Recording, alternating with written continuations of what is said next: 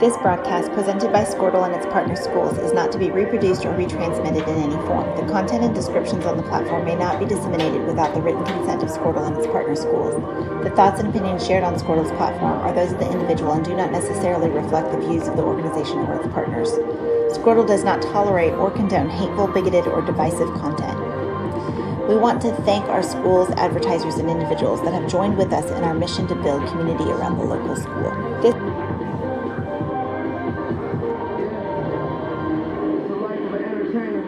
For 31 years and counting, Community State Bank has taken great pride in being your hometown bank. With branches located in Cashion, Dover, and Hennessy, CSB strives to reflect the small-town hospitality these communities are known for. Our friendly staff is here to serve you and provide one of the best banking experiences around, equipping our customers with the latest in banking technology combined with a personal, down-home relationship. Come into one of our local branches or visit us at www.mycsb.com. Community State Bank, small-town banking, the way it should be. Member FDIC.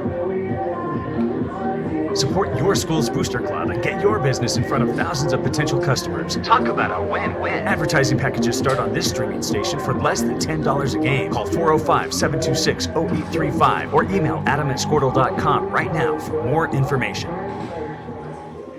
Cashion FBC is a church seeking to grow in Christ and our love for the body of Christ. With ministries from children to youth to adults, we strive to present the gospel in an engaging and meaningful way. Sunday school meets at 9:45 a.m. and worship starts at 11 a.m. Children and youth meet on Wednesdays at 6 p.m. Please check our website at cashionfbc.org for more information. We hope to see you this Sunday, located a half-mile east of Cashion. Oklahoma Career Tech's been serving upskills to doers just like you for over 100 years. But this ain't your great Grammys of Pop Tech School. Oklahoma's favorite place to learn new skills keeps learning new tricks. Everyone knows the best way to learn is to do it yourself. Sir, you okay? Because you shouldn't have to wait to do what you love. Whatever you choose to do you. Oklahoma Career Tech. Absolute Pools, Lawns, and Landscape is not your ordinary pool builder. From traditional to exotic and anything in between, our staff offers paramount quality and service through the entire design and build process. We provide service to the entire OKC metro and surrounding towns. So relax, knowing our team is wholeheartedly committed to building a trusting and lasting relationship with you. Visit us on Facebook or give us a call today at 405-285-9729. Absolute Pools, Lawns, and Landscape. Superior Construction Management, Todd Miller Design Company, and our gold sponsors, Bees Roofing, Floor Tech, Travis and Rhonda Waffelholz. And our silver sponsors, Chad and Heather Wilson, Footprint Lending, J.C. Stevens Cochran Memorial Golf, Jeremy and Christina Branson, Legacy Insurance, One Oak, Restoration One, Scott and Julie Moore, Sean and Sarah Brown, Tobin and Bobby Guck, and Zach and Caitlin Lloyd. Thank you all for your support, and go Cats! Hey high school sports fans, want to get in the game, make the big calls, give back to your community? Then sign up today to become a high school official. More officials are urgently needed in every sport in our state, from football to swimming to wrestling and volleyball. Without officials, there are no sports. So make the right call and visit highschoolofficials.com to learn more. That's highschoolofficials.com. This message brought to you by the NFHS. It's always the best music. It's really good music. For the Cashion Wildcats. Right here on Game Time. 1, 2, test. Test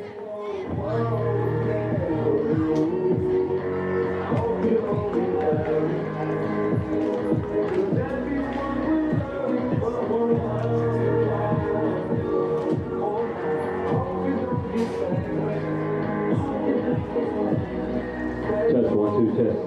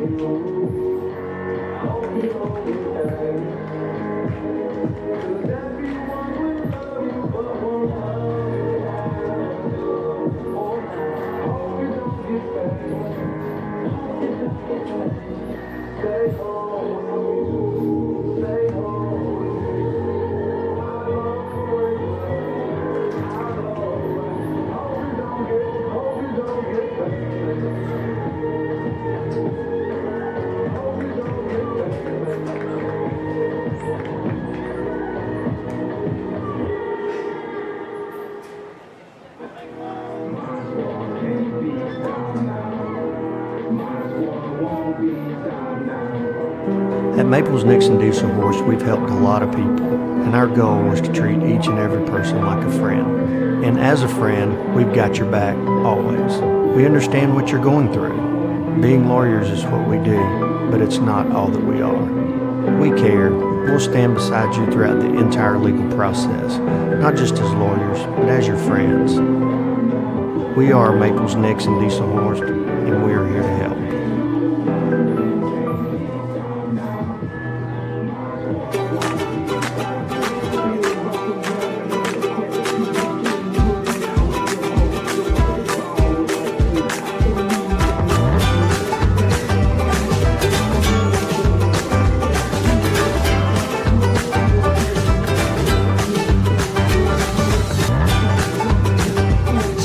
Oklahoma's #1 high school streaming service, Squirtle.tv. Find out more at Squirtle.com/stream.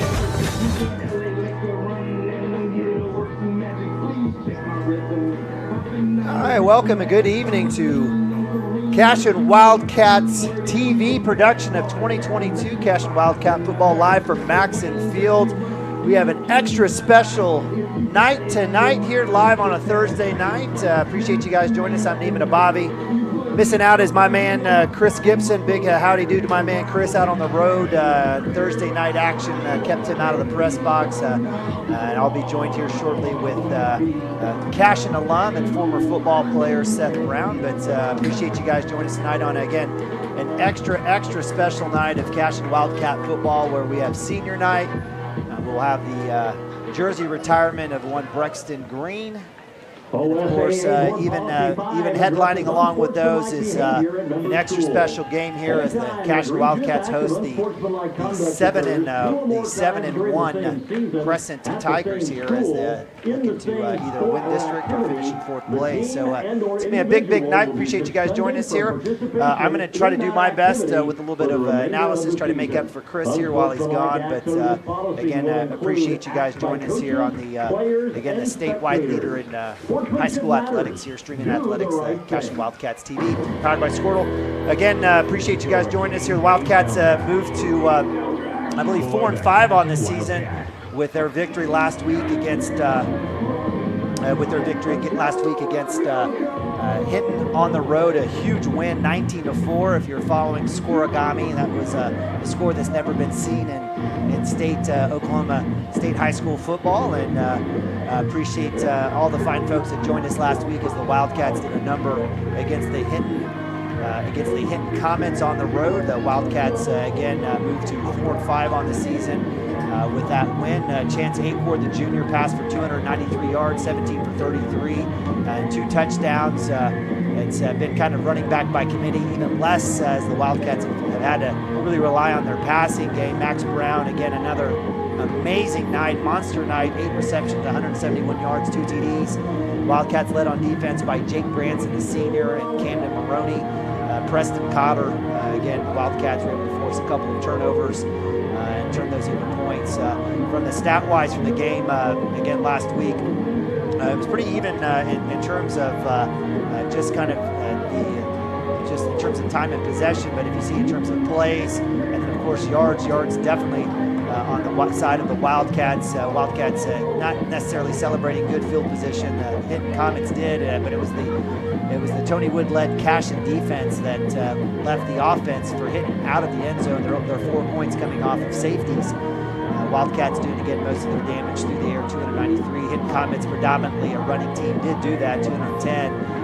But were stopped when needed. A lot of turnovers and downs, and again, forced turnovers for the Wildcats. 19 first downs for the Wildcats, 15. Penalties, another big issue, 11 for 112 for the Wildcats. Overall in the season, though, I will tell you, they have done well. I mean, if we take a look at season stats against their opponents, things have improved over the course of the last few weeks. Wildcats averaging right around 30 points, holding their opponents to 25, right around 350 a game, most of that, again, through the air.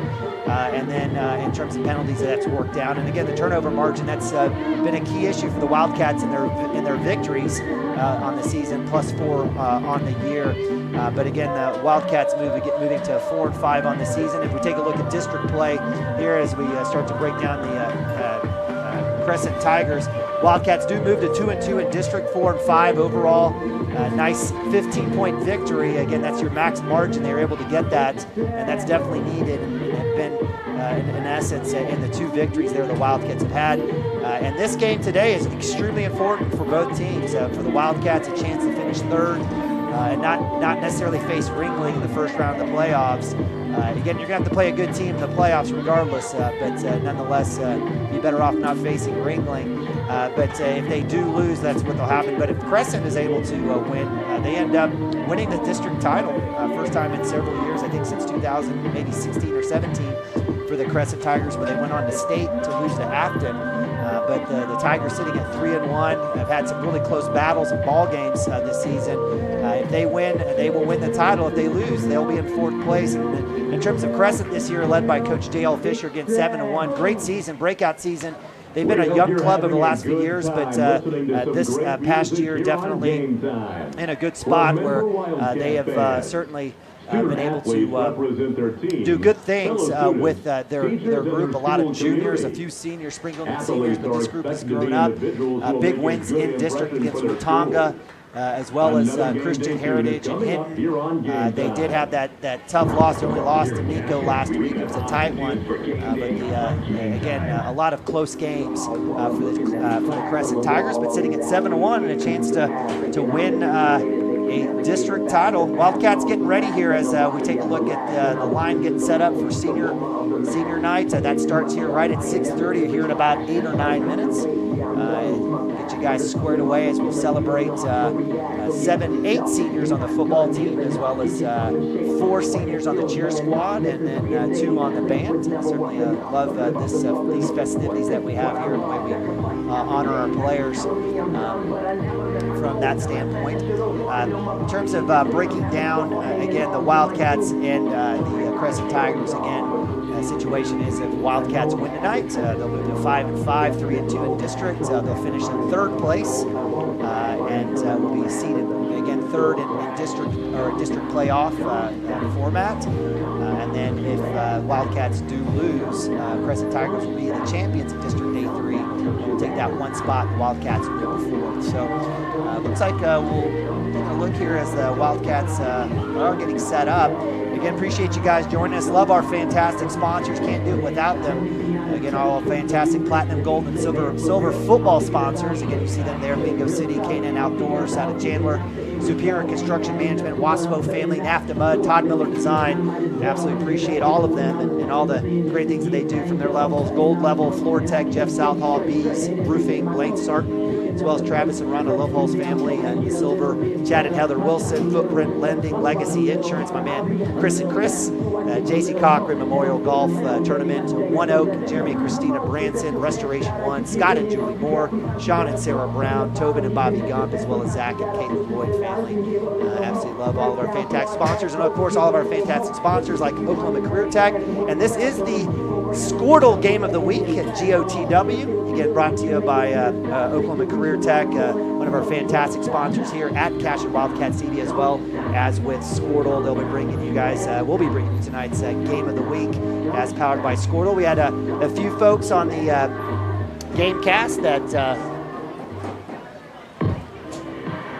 So Chris is making sure to turn down the camera mic. I'll definitely get Chris. I love you, brother. So we'll turn that down. Wanted to make sure and have that up. In fact, I have a sign here to make sure that we get that turned back up when Silky Smooth Chad Tishner calls out our seniors. But Appreciate that. Didn't check my text there, but Chris, thank you so much for that. But again, it is the Squirtle Game of the Week. Appreciate all of our Squirtle partners. And again, bringing this to you again, Career Tech, our lead sponsor here for tonight's game. Wildcats, again, getting ready here on senior night. Have a fantastic packed halftime as well. Where we'll be honoring Brexton Cade Green and retiring his jersey here at Cashion. We'll talk a little bit about him here in a little bit. And then as well as the combined cheer effort between the Crescent and Cashion cheer team. And then, of course, our fantastic band. I believe they'll have 3 or 4 songs. So going to be a full night. Make sure your iPhone, your iPad are charged. If this is on the television, keep it here. We're going to keep you guys going. We're going to take a small break here for a sec, go to a couple commercials, and we'll break down the Crescent Tigers here before the start of the senior night festivities. Kyle and Gina Van Druff have the answers to all your real estate and insurance needs. These guys will have you covered in a one-stop shopping experience. They are local agents, local supporters, and active in the Cashion community. They are also proud parents of past and present Cashion students. Kyle and Gina help their clients make the right choice. Don't wait till it's too late. Call 405-607-4300. Go Wildcats and number 88. Let's have a great year. Walk it up. Get you some. Now is the time to protect your family with Pioneer Smart Wi-Fi. Internet security is becoming more of a fear every day. Protect your family against malware, viruses, intrusions, cyber attacks, and more. Modern internet deserves modern security. Get the best of both worlds with Pioneer in-home Wi-Fi and the Smart Wi-Fi app. Download the Pioneer Smart Wi-Fi app today or visit gopioneer.com for more information.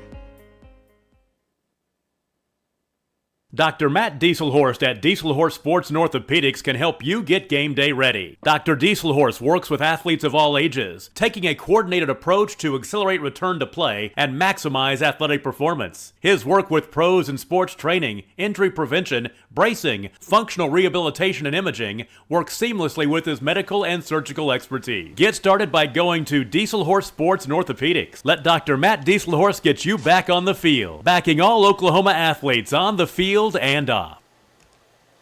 All right, welcome back to Cashion Wildcat TV. Extra special Thursday night here, senior night live from Maxon Field. Neiman Abavi bringing tonight's action as the 4-5 Wildcats taking on the 7-1 Crescent Tigers. Looking for 2 teams to figure out their playoff settling, but we're going to have a fantastic evening tonight as we'll be honoring our great seniors as well as a great halftime. We're going to take it down the field in silky smooth, Chad Tishner. Jake is an outside linebacker and running back on the football team.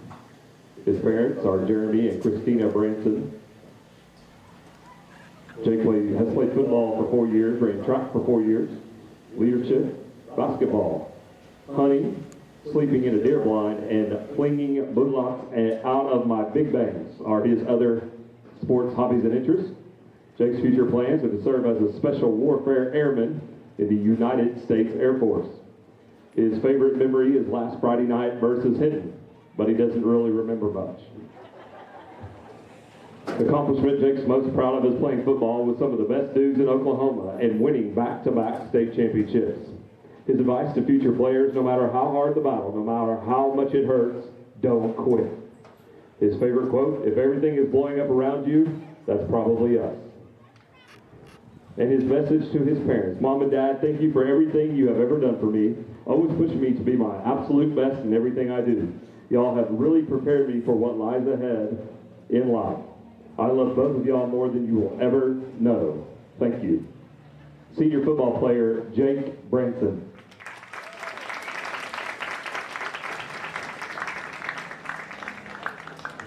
Our next senior is football player Max Brown, a.k.a. Baby Driver. Max is a wide receiver and defensive back on the football team. His parents are Sarah and Sean Brown. His other sports and hobbies is basketball and golf at Cashion. His future plans are to attend OSU to earn his degree. His favorite football memory is becoming brothers with all of his teammates. The accomplishment he's most proud of is winning back-to-back state championships. And his advice to future players, listen to your coaches, take care of your body, and give effort in everything. And Max's message to his parents, thank you for supporting me throughout my entire life. I love you both. Senior football player, Max Brown.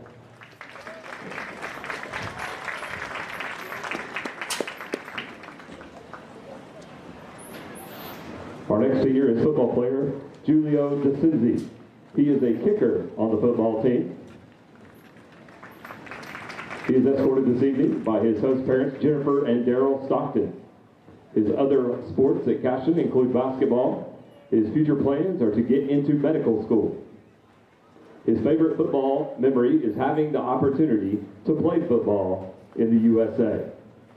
The accomplishment he's most proud of is being part of the Cashion community. And his advice to future players are to never give up on your dreams. And his message to his host parents, thank you for hosting me here and helping me realize my dreams. Senior football player, Julio DeCinzi.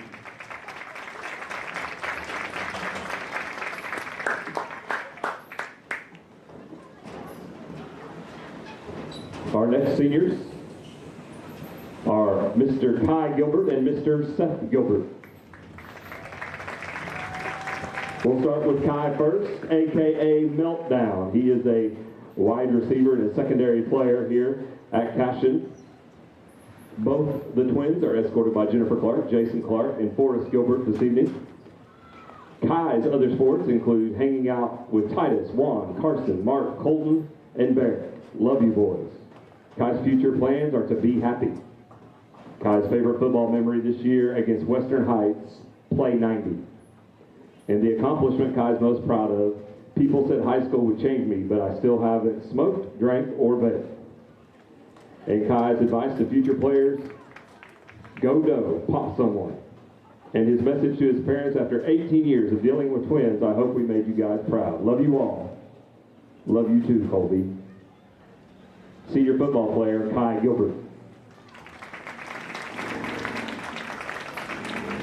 Seth Gilbert, AKA Baby Brother. He's a wide receiver, linebacker, adjuster, safety, and punter. His other sports, same as Kai. Future plans, same as Kai. Favorite football memory, same as Kai. Accomplishment that Seth's most proud of, same as Kai. His advice to future players, if you don't do what the coaches told you to do in practice in a game, good luck in film. And his message to his parents, thank you for everything you have done for me, for making sure I show up to school on time, to being by my side every second when I'm very sick. I love you guys. Senior football player, Seth Gilbert.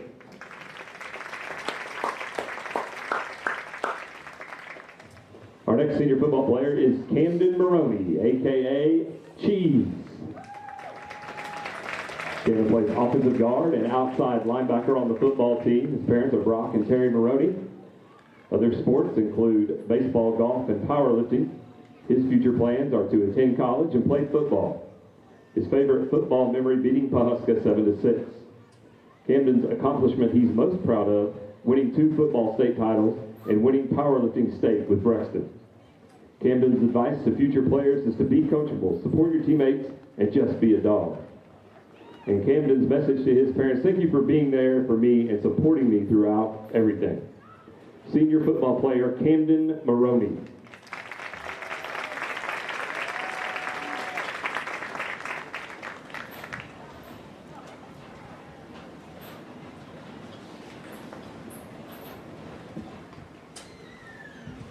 Our next senior football player, Jackson Bandra. Jackson is a defensive end and offensive tackle on the football team. His parents are Gina and Kyle Bandra. Other sports include basketball and baseball at Cashion. His future plans are to go to college, make money, and find a wife. His favorite football memory was getting the opportunity to play with his brother. The accomplishment that Jackson is most proud of is his brother and him having been the most yelled at last name in Cashion. And Jackson's advice to future players, work as hard as you can till you can't anymore.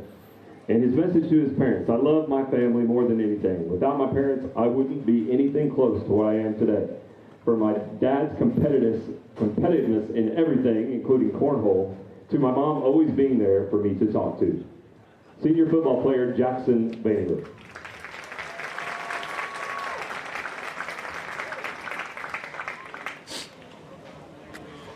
Senior football player Preston Cotter and senior cheerleader Avery Cotter. Preston is an offensive tackle and defensive end on the football team. As we said, Avery is a cheerleader. Their parents are Brandon and Shannon Cotter.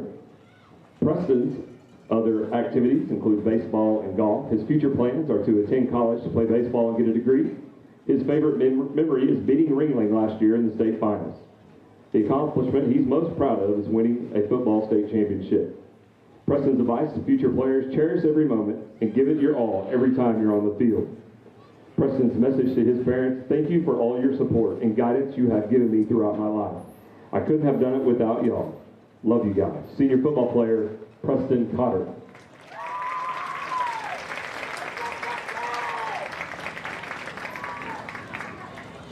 Avery's other sports and hobbies include peer mentoring, leadership, and baseball manager.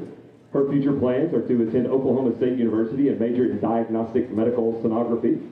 Her favorite memory is cheering at the back-to-back state championship football games. The accomplishment that Avery is most proud of is winning competitive cheer state runner-up her junior year.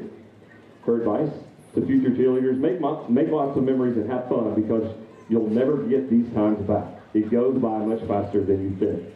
And Avery's message to her parents: thank you both for being such good examples and forming me into the person I am today. I will forever be grateful for the endless love and support. I love you both so much.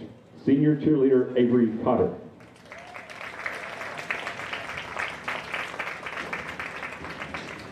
Senior cheerleader Jaden Hudson. Jaden's parents are Don and Steve Hudson. Other sports and hobbies include cheer for 12 years, Stuco for 3 years, softball for 2 years, powerlifting for 2 years, track for 1 year, Principal's Honor Roll, and National Honor Society.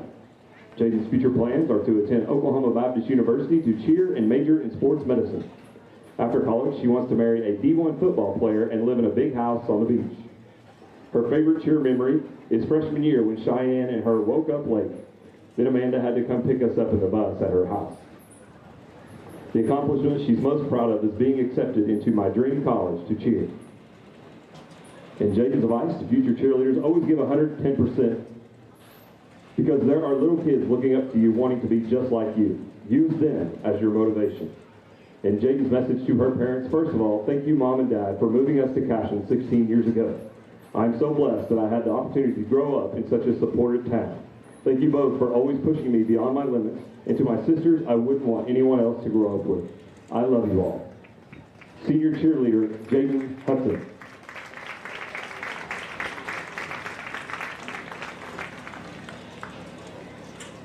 Senior cheerleader Cheyenne Martinez. Her parents are Kristen and Carlos Martinez. Other sports and hobbies at Cashion include cheer for 4 years, cross country for 1 year, track for 2 years, Stuco for 1 year, NHS for 2 years. Her future plans are to go to college and study journalism to be a sports broadcaster, marry an NFL or NBA player, have 2 children, and live by the mountains. Cheyenne's favorite memory is waking up late on game day freshman year and Amanda picking her and Jaden up in the bus at her house. Cheyenne's accomplishment she's most proud of is getting competitive cheer runner-up at state. And her advice to future cheerleaders: being nice and having a good attitude towards everyone. And Cheyenne's message to her parents: thank you so much for everything you have given me and helped me become today. I love both of you so much. Senior cheerleader Cheyenne Martinez.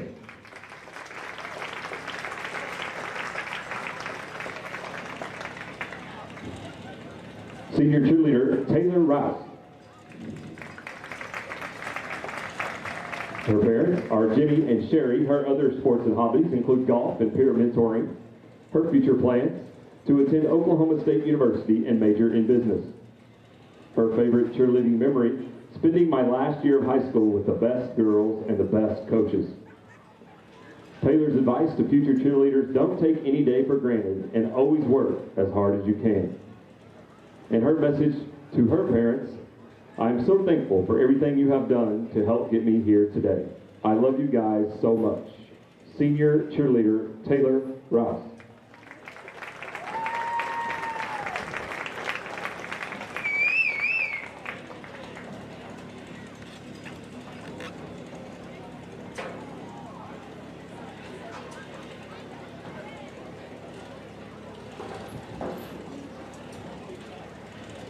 Senior band member Victoria McNeil.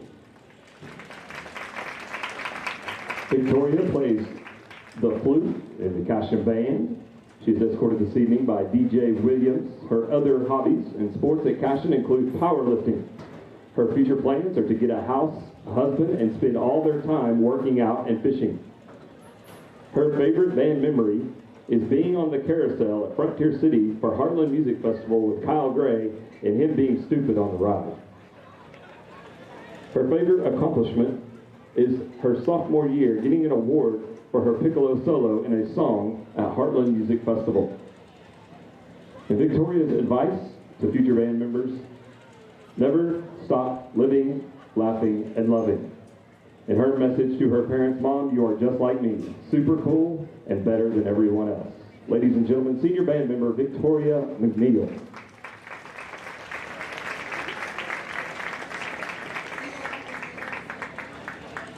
And our final senior, senior band member Jude Persicino.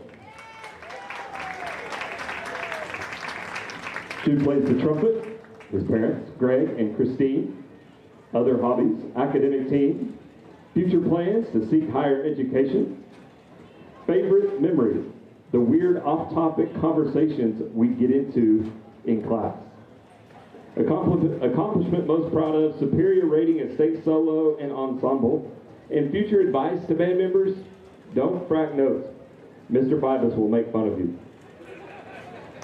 And Jude's message to his parents: thank you for sticking with me for all these years. I hope I've grown and developed into someone you can be proud of. I love you guys.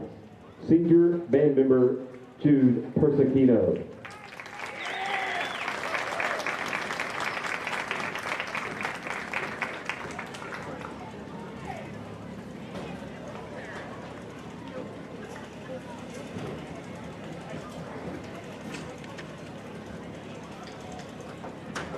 All right, so welcome back. So fantastic senior night festivities here, live from Maxon Field. And we got a little partner here, my man Seth Brown.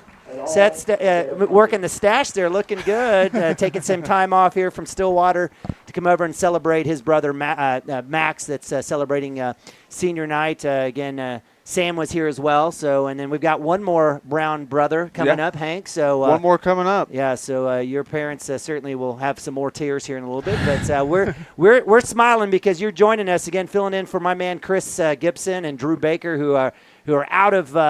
They're out of pocket here for us, but welcome to the press box. Thank you, Neem. I appreciate it. I'm happy to be here, and hope to see a good game tonight for sure. Yeah, I think we will. We already talked about the playoff implications and all those things that are happening. The Wildcats, again, 4-5, 2-2 in District A3. If they win, they'll finish third.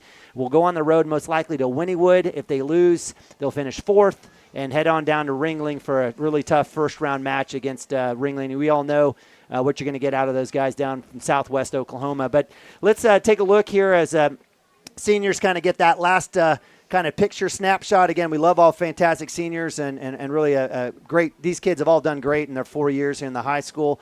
Let's take a look at the Crescent Tigers, again, 7-1. Coach Fisher having a great year. Seth, you and I were talking about during the ceremony that, again, it's been a young team. They've taken their lumps. But they've got a junior, mainly a junior-heavy class, and doing well. Have you been able to catch any of their games or kind of follow along? Yeah, I watched a little of their film last week when they played CHA, I believe, and you can tell they're definitely getting a little older from what I've seen the last couple of years, which helps them for sure. And then they still run that same I formation on offense that they've always run. You know how they are. Coach JL, yeah, absolutely. So they'll try to hit that. They do have a fantastic player. Looks like the band's getting ready for the national anthem, but in terms of players to watch, these are the CSB, Community State Bank players to watch.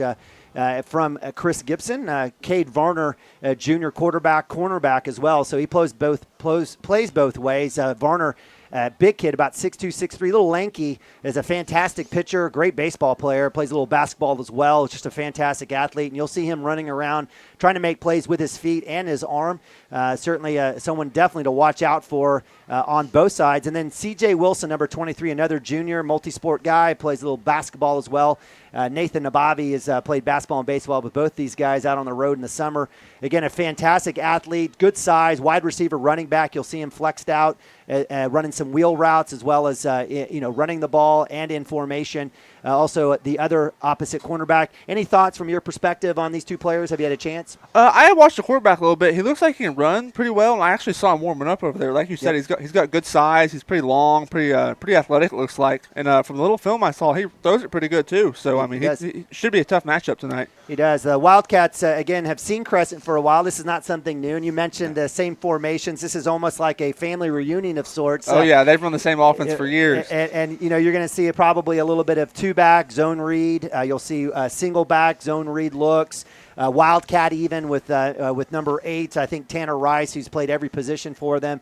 So you're going to see a few formations, but their bread and butter is going to be that power run game. Oh, for sure. They're going to try to ride that big offensive line that they've got, and you'll see a little bit of number 44, Tylen Nugent. I do know in film they love to go to C.J. Wilson. He's their guy to go to, and so that'll be the matchup as we watch either Max Brown on the corner or possibly Carson Gump, the sophomore who's come in and a little bit of help. He's been at corner and safety a little bit for the Wildcats, who are working through quite a bit of injuries. Sure. Looks like we're still working through. I thought we might be able to kill a little bit of time there as the band's getting ready. I think we'll send it down as they're getting ready for the national anthem. So we'll turn up the field mic, and we'll honor this great country here with the band's national anthem.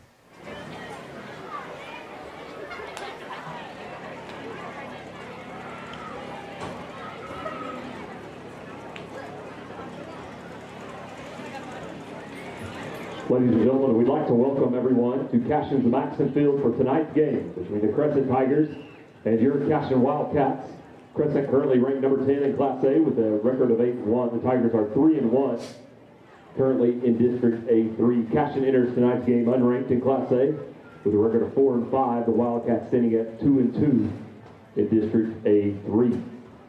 At this time, would you please rise and join Cashion Band Director Daniel Feigl from the Pride of Cashion as they play our national anthem. Please remain standing as they play your Cashion Wildcat fight song.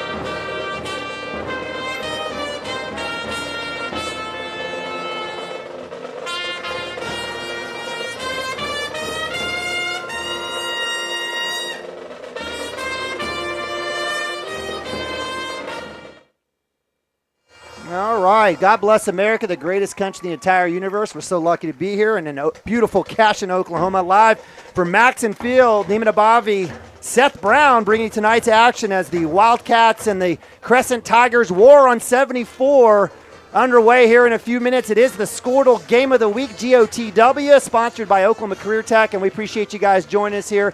It's going to be a great game. Seth Brown joining me here in lieu of Chris Gibson and Drew Baker. Seth was spot on. He says it's going to be a tight one. It's going to be a close one. It will be a battle as both these teams, there's a little bit of, we'll call it cousin rivalry, as there's maybe a little bit of love outside when you're at the with the gas station. At the gas station, but out here on the football field or in the court or on the baseball field, that definitely goes away. So with that, we broke down players Cade Varner and C.J. Wilson to watch on both sides of the field. As we take a look at Chris Gibson's keys to the game here, sponsored by Legacy Insurance and Financial Services. Chris and Chris, keys to the game on offense. Chris definitely feels like we definitely need to challenge their DBs. And, you know, with a speedster like is it easy to compliment your brother? I don't know. What's it like at the Brown house? It's definitely tough, to be honest. Okay. You know how that goes. I do. Well, that's why I asked. Yeah. It's tough. Well, Max is having a phenomenal year. Again, another 150-plus wide receiving evening last week against Hinton. He's got fantastic speed, as that's definitely in the Brown DNA. He's got great hands, shifty, does a great job. Certainly challenging the DBs not only with him, but also we've seen some emergence for sure over the last few weeks of the Gilbert brothers, especially Seth Gilbert. He's been able to be a big mix. Again, he's the third leading receiver on the season thus far. Led by, if we take a look at Max Brown, already over 1,000 yards, 1,037 yards, 11 touchdowns. Seth is right behind him at 572 on 40 receptions, 5 touchdowns. So love seeing that. Have you had a chance to, I know you've watched several games. I mean, it's kind of nice. You were kind of the guy when you were a receiver that helped other receivers kind of get some noise, but it's kind of good seeing Max handling the attention that he's getting, and maybe it's good to see Seth coming up. Yeah, I thought the last 3 or 4 games our offense has really started to get in sync. Max is starting playing better than, like you said, we've had Seth play well. Even the tight end, was it? Max Higdon. Yeah, and Max Higdon had a touchdown a few weeks ago, like a 60-yard, 40-yard touchdown, which was really good. I thought Chance started to play better. Then our offensive lines played better. And all that started to add to that. Last week we played really well. I thought, and we had to. They came out. Loved seeing that. So challenge DBs on the offense, and then quarterback run game. You mentioned Chance Acord. Chance actually now on the year has positive yards, and that's been over the last few weeks. Chance right now, if you take a look at rushing stats. Actually, I don't even have him. He's actually positive. It looks like, he's at 49 or 78 carries for 49 yards. He does have 3 touchdowns. Obviously, he has a fantastic arm, but I think his decision-making in terms of in the pocket and when to keep it has definitely been a benefit for sure. him. And I think his knowledge of the offense has gotten better, too. I was at practice for a couple weeks, and you could tell he just over those 2 weeks he started to understand what Shaq was asking him to look at and the plays, where the first read is and everything. Was getting better just within those 2 weeks. So he's definitely improved throughout the year. Great points. On the defensive side, we mentioned and talk about players to watch. Cade Varner, it's that spy the quarterback scenario. He certainly can beat you with his feet and his arms. He definitely loves more of those intermediate routes and the outs that J.L. Fisher will put out there. But he can throw it deep. He's got a fantastic arm. When you were here, I mean, was the spy quarterback, was that part of Tony Wood's kind of repertoire? It was. He would spy him more with the linebackers and stuff. And then, like you said, on those intermediates, they would run those comebacks, like 15-yard comebacks and digs, and they've done that for years. You just got to have good linebacker coverage, and then your safeties have got to really be on the ball. And Chris finishes up here on defense, keys to the game, edge speed. He doesn't believe he mentioned the offensive line for Crescent, and it has historically always been good and big and huge, and that's why they like to ground and pound. But Chris really felt like for tonight, for the Wildcats to pick up win number 5, he'd like to really see the edge speed between Jackson Vandruff and Preston Cotter make life heck for CJ and as well as the Varner at quarterback. Oh, for sure. Our D-line, especially last week, I thought really played well. And if we can get that type of play out of them again, that really helps our defense. Because our back end, like you said, has some injuries. Yep. So you need some help on the front end. All right, so those are the keys to the game, brought to you by Legacy Financial Services and Insurance. Chris and Chris over there in downtown Cashion. Go visit them. Really appreciate them. They've been a fantastic sponsor of Cashion Wildcat football, as well as all of our awesome sponsors you'll see in the right-hand corner there. Doc D, Diesel Horse Sports and Orthopedics, Intrust Insurance Agency, the Roper family. Definitely appreciate all of our 23 sponsors that we have here. And then, of course, all of you out there watching, and again, making this free of charge.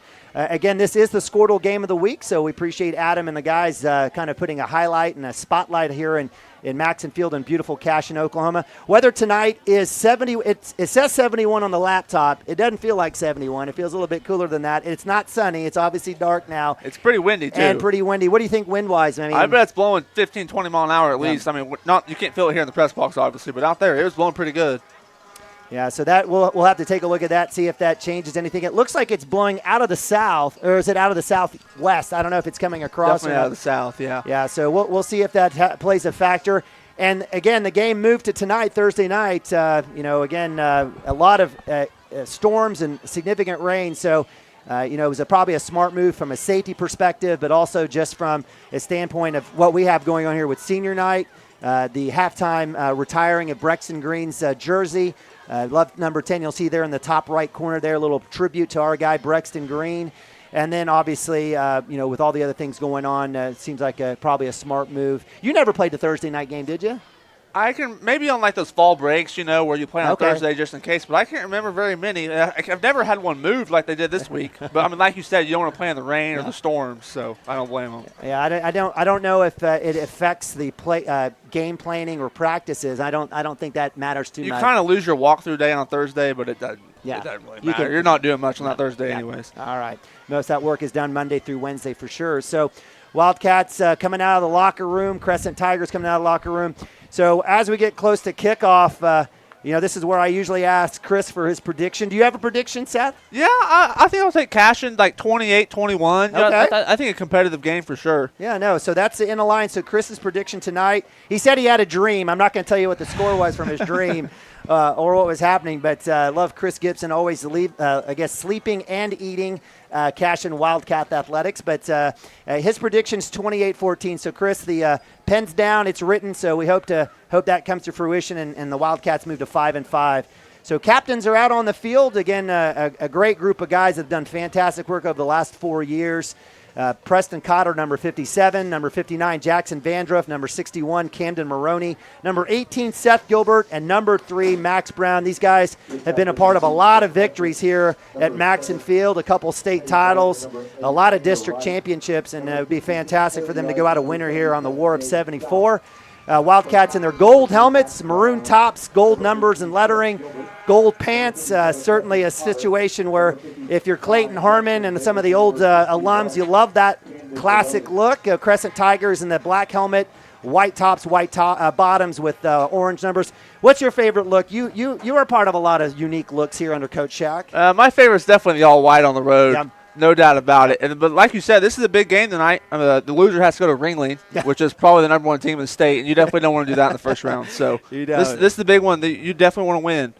All right, looks like the Wildcats, take a look. The Crescent Tigers they will win the toss, and they will elect to receive. So Coach JL says, let's get the offense going.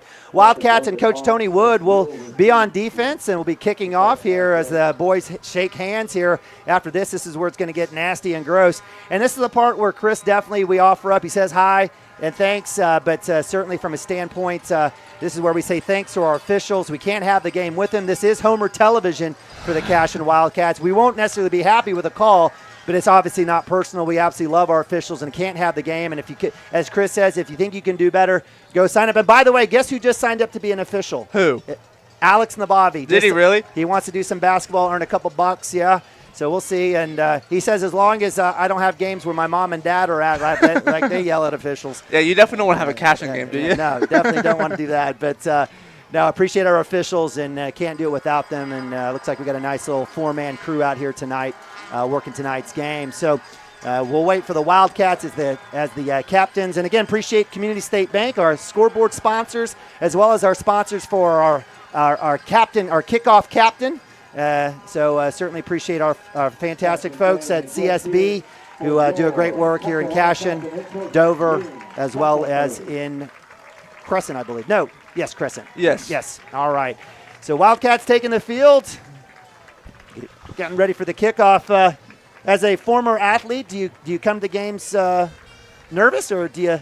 I thought the first couple of years definitely, but now that I'm 4 or 5 years out, not as much. But I mean, I'm definitely excited for Max and your family, and then definitely still like to root on Shaq and the coaching staff for sure. Still definitely appreciate them and everything they did for me and everyone else. Absolutely. So once a Wildcat, always a Wildcat, and Wildcats will be coming out to kick off here as everyone gets fired up and ready to go. Again, Wildcats moving from your left to right here on the screen. It'll be west to east. This is a east-west facing field. It's getting a little bit cooler here, so we may move the temperature here. We're in the palatial press box here. Definitely appreciate coverage and out of the elements and yes, air conditioning of sorts. Deep for the Crescent Tigers, they have 3 back at number 2. That's Isaiah Lovett, sophomore wide receiver DB. We've got number 20. We called his name quite a bit, senior Luke Descher, linebacker, running back. And it looks like in the middle, I don't know if we've got a different number here, but we're going to go with A.J. Perkins, a senior here for the wide receiver DB for the Crescent Tigers. Again, Christensen coming out to kick. Another long line of Christensen kicking here. What is this, like the 4th one probably? Yes, it feels like it. They're all fantastic. They've all been great. They all have. And kicking game, we talk about, it's important, and it's going to be important today. Extra points are going to be vital here for both teams. So we're ready here. So we've got game of the week here live on Squirtle. Wildcats versus the Tigers. Warren 74. We're about to start.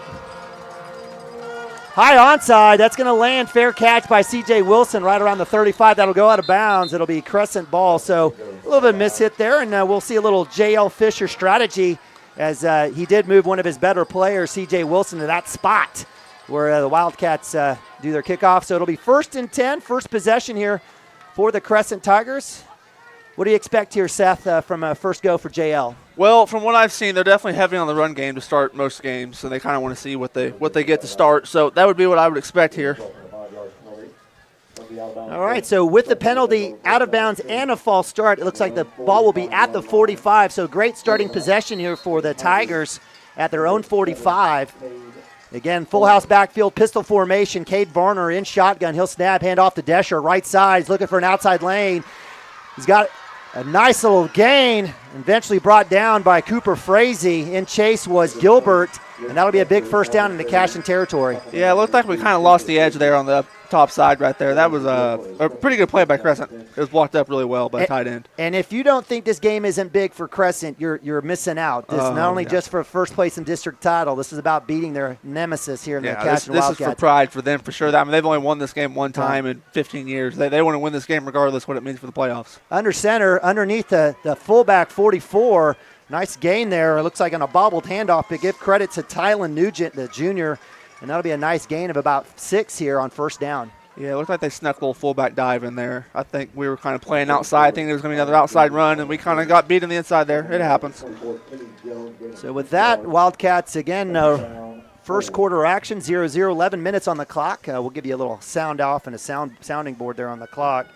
Now we've got Adam Dieselhorst tuning in. Says Seth is doing great, so you got the approval from my man Adam Dieselhorst. So we're all good here. So double back look here, most likely a zone read, handoff one left or right. It looks like it'll be a handoff to the right to C.J. Wilson. Coming back in, guess who? Looked like it was on initial contact.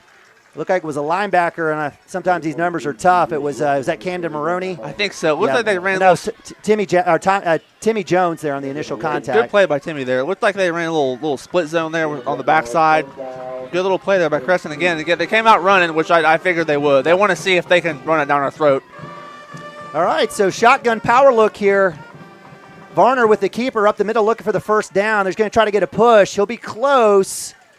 Line judge looks like it'll be a little short, and that'll bring up fourth down. So let's see what happens here on the mark. They're going to say first down. Oh, yeah, he gave it to him for sure, though. We had the signal. Yeah, they'll move. He signaled it, but they didn't give it to him. So it looks like it will move. So with 10 minutes, Crescent Tigers pick up their second first down. Yep, that's their second one.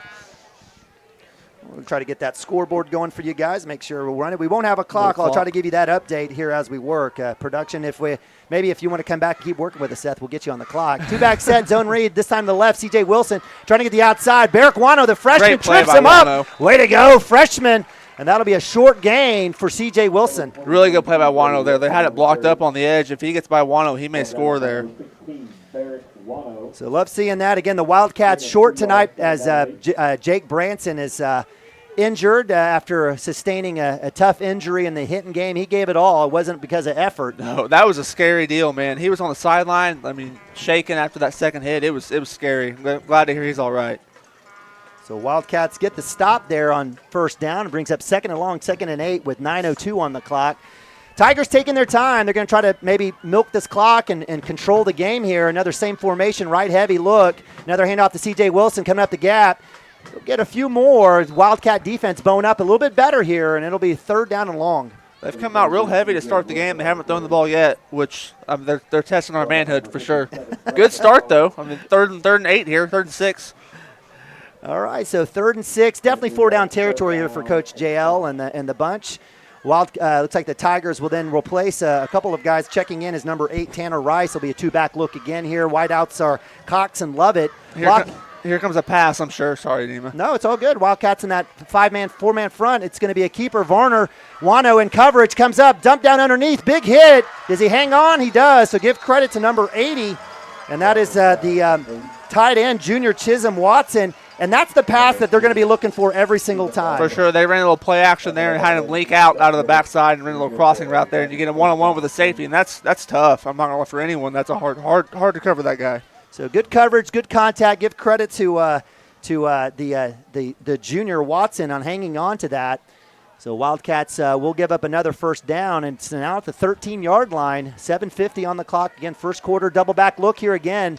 Little zone read most likely here. Let's see if it'll be handed off or kept. It'll be given to C.J. Wilson. He'll cut back up inside. He's got maybe 1 yard, if that. So good work there by the defensive line. Cam Maroney coming up in his linebacker spot, and it'll be 2nd and long. Good play by Cameron there. They're getting back to the run game, trying to get us back inside.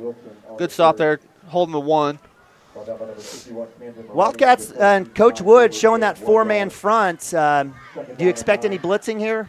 Definitely. He gets in this 4-man front, and he kind of likes to bring those linebackers, at least one of them, from when I've been around him, especially against a team that wants to run the ball like Crescent.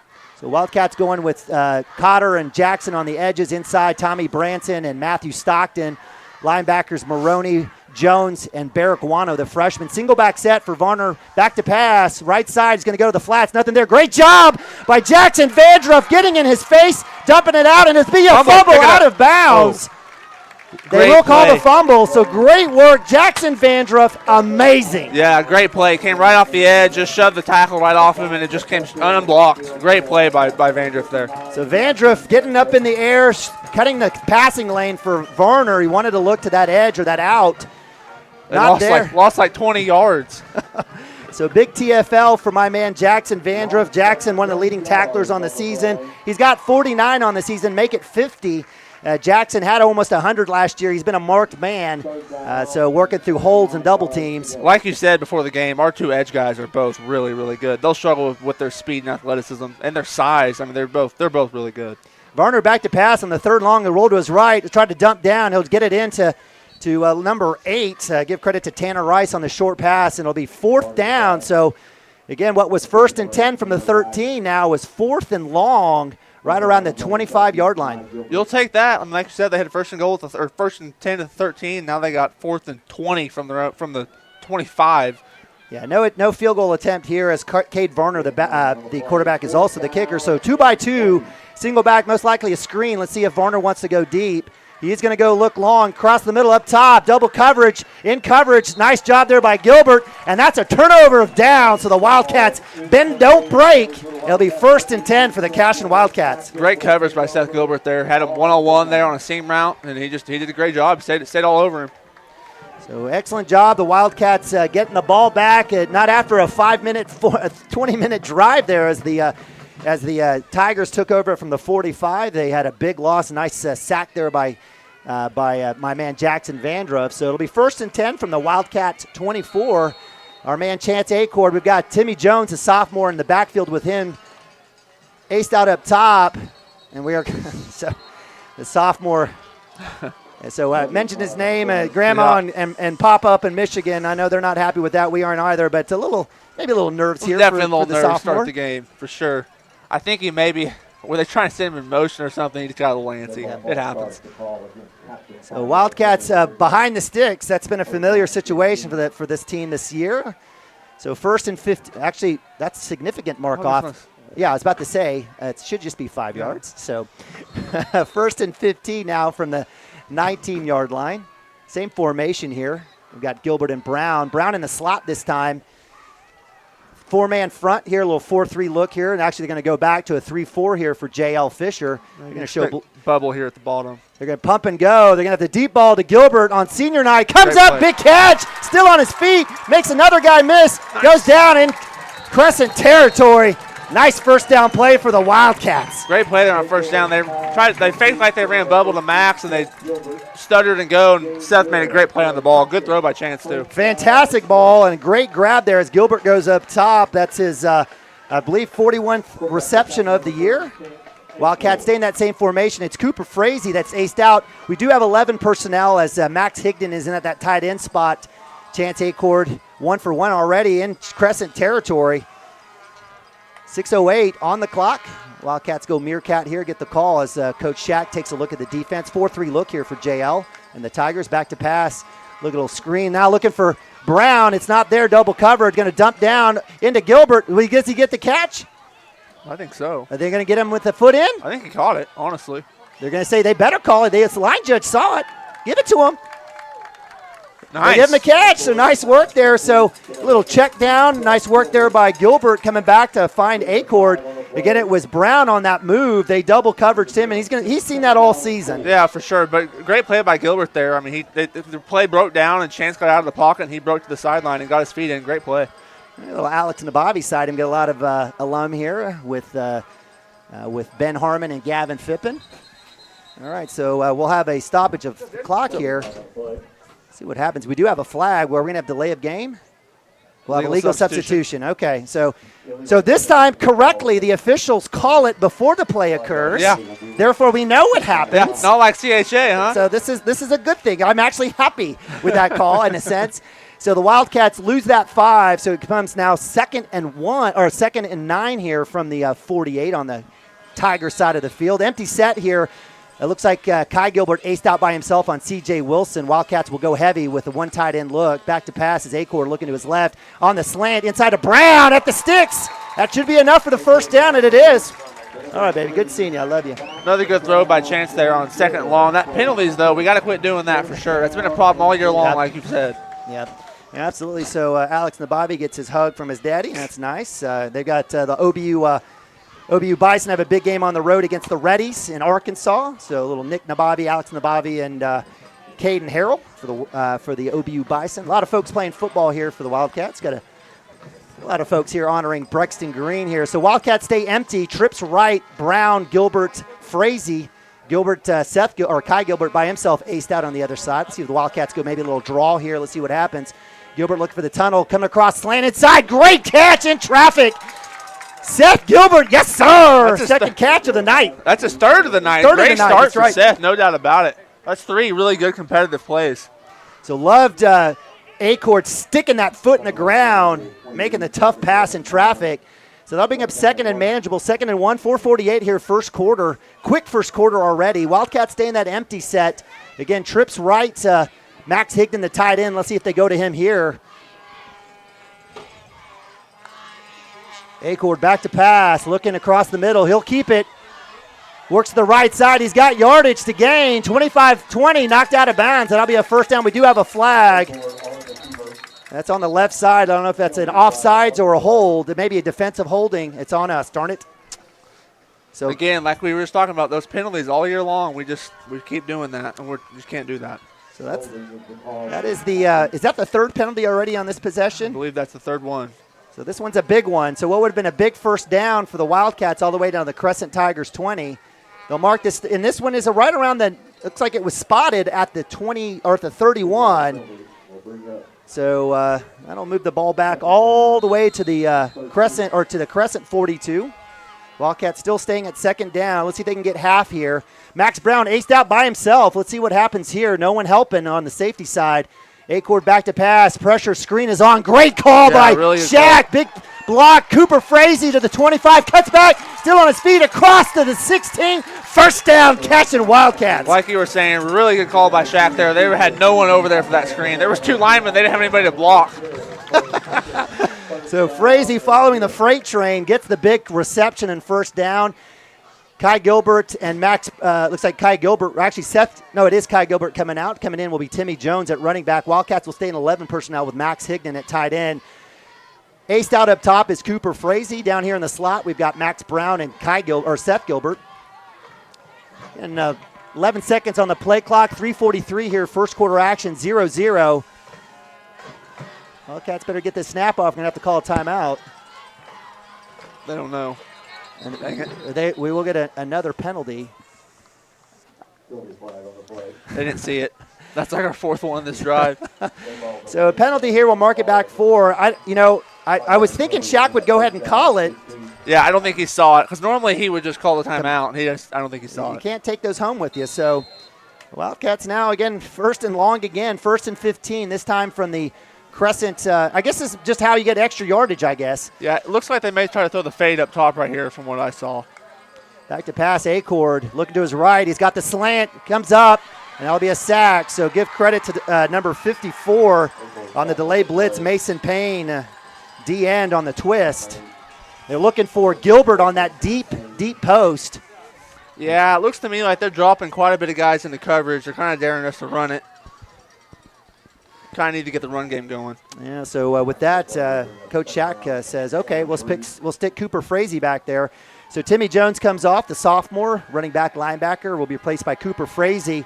Wildcats will go with Gilbert in the slot, and both Gilberts on the right side. Now we've got the usual suspect, Max Brown, aced out on Varner by himself. Let's see if that's the matchup the Wildcats won on 2nd and long. Another screen back to Frazee. He's got a huge convoy.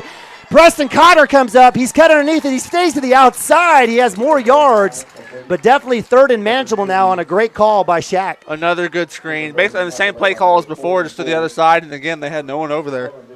Wildcats moving the ball. Penalties hurting them, but certainly 3rd and manageable now. 3rd and 9, 2:45 on the play clock. 2 down territory here, obviously. Or on the game clock, I should say. Single back set is Cooper Frazee to the right. Now Brown switches out on the wide side by himself against C.J. Wilson. Wildcats looking to the right again. Got to get rid of it. He keeps it. Give credit on the outside blitz there. Number 8, Tanner Rice, the junior. Looks like he went right by Max Higdon. Yeah, I think we had some confusion there on the line. I think you're supposed to fan left and a little confusion. So 4 down territory here for the Wildcats. 4th and long, just like the Crescent Tigers. Wildcats moving backwards here. So with 4th and 18, clock running, 2:06. Both teams showing some movement, but getting in the red zone has been a difficulty. Wildcats will work this down. Let's see if they'll get the play clock. Trips right. This time Gilbert is aced out. Kai Gilbert aced out by himself. Empty set here for the Wildcats. Back to pass. Acor looking to his right. Plenty of time. Deep ball. Up top. Gilbert knocked away. Good work there by the Crescent Tigers. A little bit of a duck there.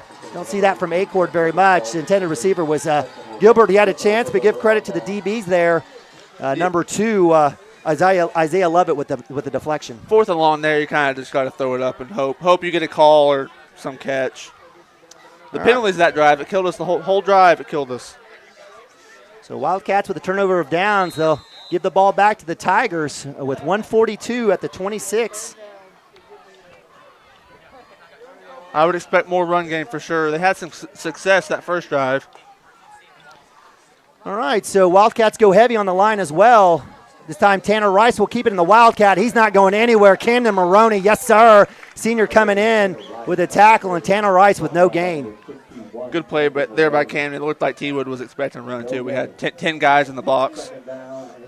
So the Tigers showing a little bit of wrinkle there without Wildcat. Number 8, Tanner Rice. He's played a little quarterback for the Tigers, done a little bit of everything. They're going to stay in the same formation as Cade Varner is split out at wide receiver. Little jumbo set here again, right side look. Tanner Rice will run to his right, student body right, looking for a lane. Does get past the first line, and that'll be enough for a first down. So good effort there by the Tigers. Yeah, a little wrinkle here with this Wildcat formation. They're just getting a real heavy run, and they're just running it right at us right now. All right, so with the first down, clock running now here on the whistle with 1 minute here left in the first quarter. Tigers get another first down. I believe it's their 3rd of the night. They get it to the Cashion Wildcat 40, or to their own Tiger 42-yard line. Wildcats, again, looks like the Tigers staying in that jumbo look. A little Wildcat with Tanner Rice. He'll snap it. He'll hand it off to C.J. Wilson. He's got a small lane. He's going to get maybe 2 or 3. Let's see what they get. It's a generous spot. He did not get across the 45, but they're going to give it to him across the 45, and it'll be a second down and about 6. Yeah, they definitely gave him an extra yard there, but they're getting in this heavy run, and they're just have those 2 fullbacks up top, and they're running it to that side. They kind of have us outnumbered right now. So J.O. Fisher is going to try to turn this into a – definitely, you talked about it, but it's going to be a this may be a 30-minute game. Yeah, they're going to try to shorten the game and run the ball and limit the possessions, which I understand. This is just how they always play us every time. Rice keeps it, moves forward, somehow finds a lane. We'll get it to midfield, and that'll be third down and about 2 here, and that'll be the end of the first quarter. So fast-paced first quarter, Wildcats with 1 possession, Tigers on their second. Both teams have a lot to be positive about, but certainly a lot to dream of. But we're going to go timeout. Be right back here, CWTV.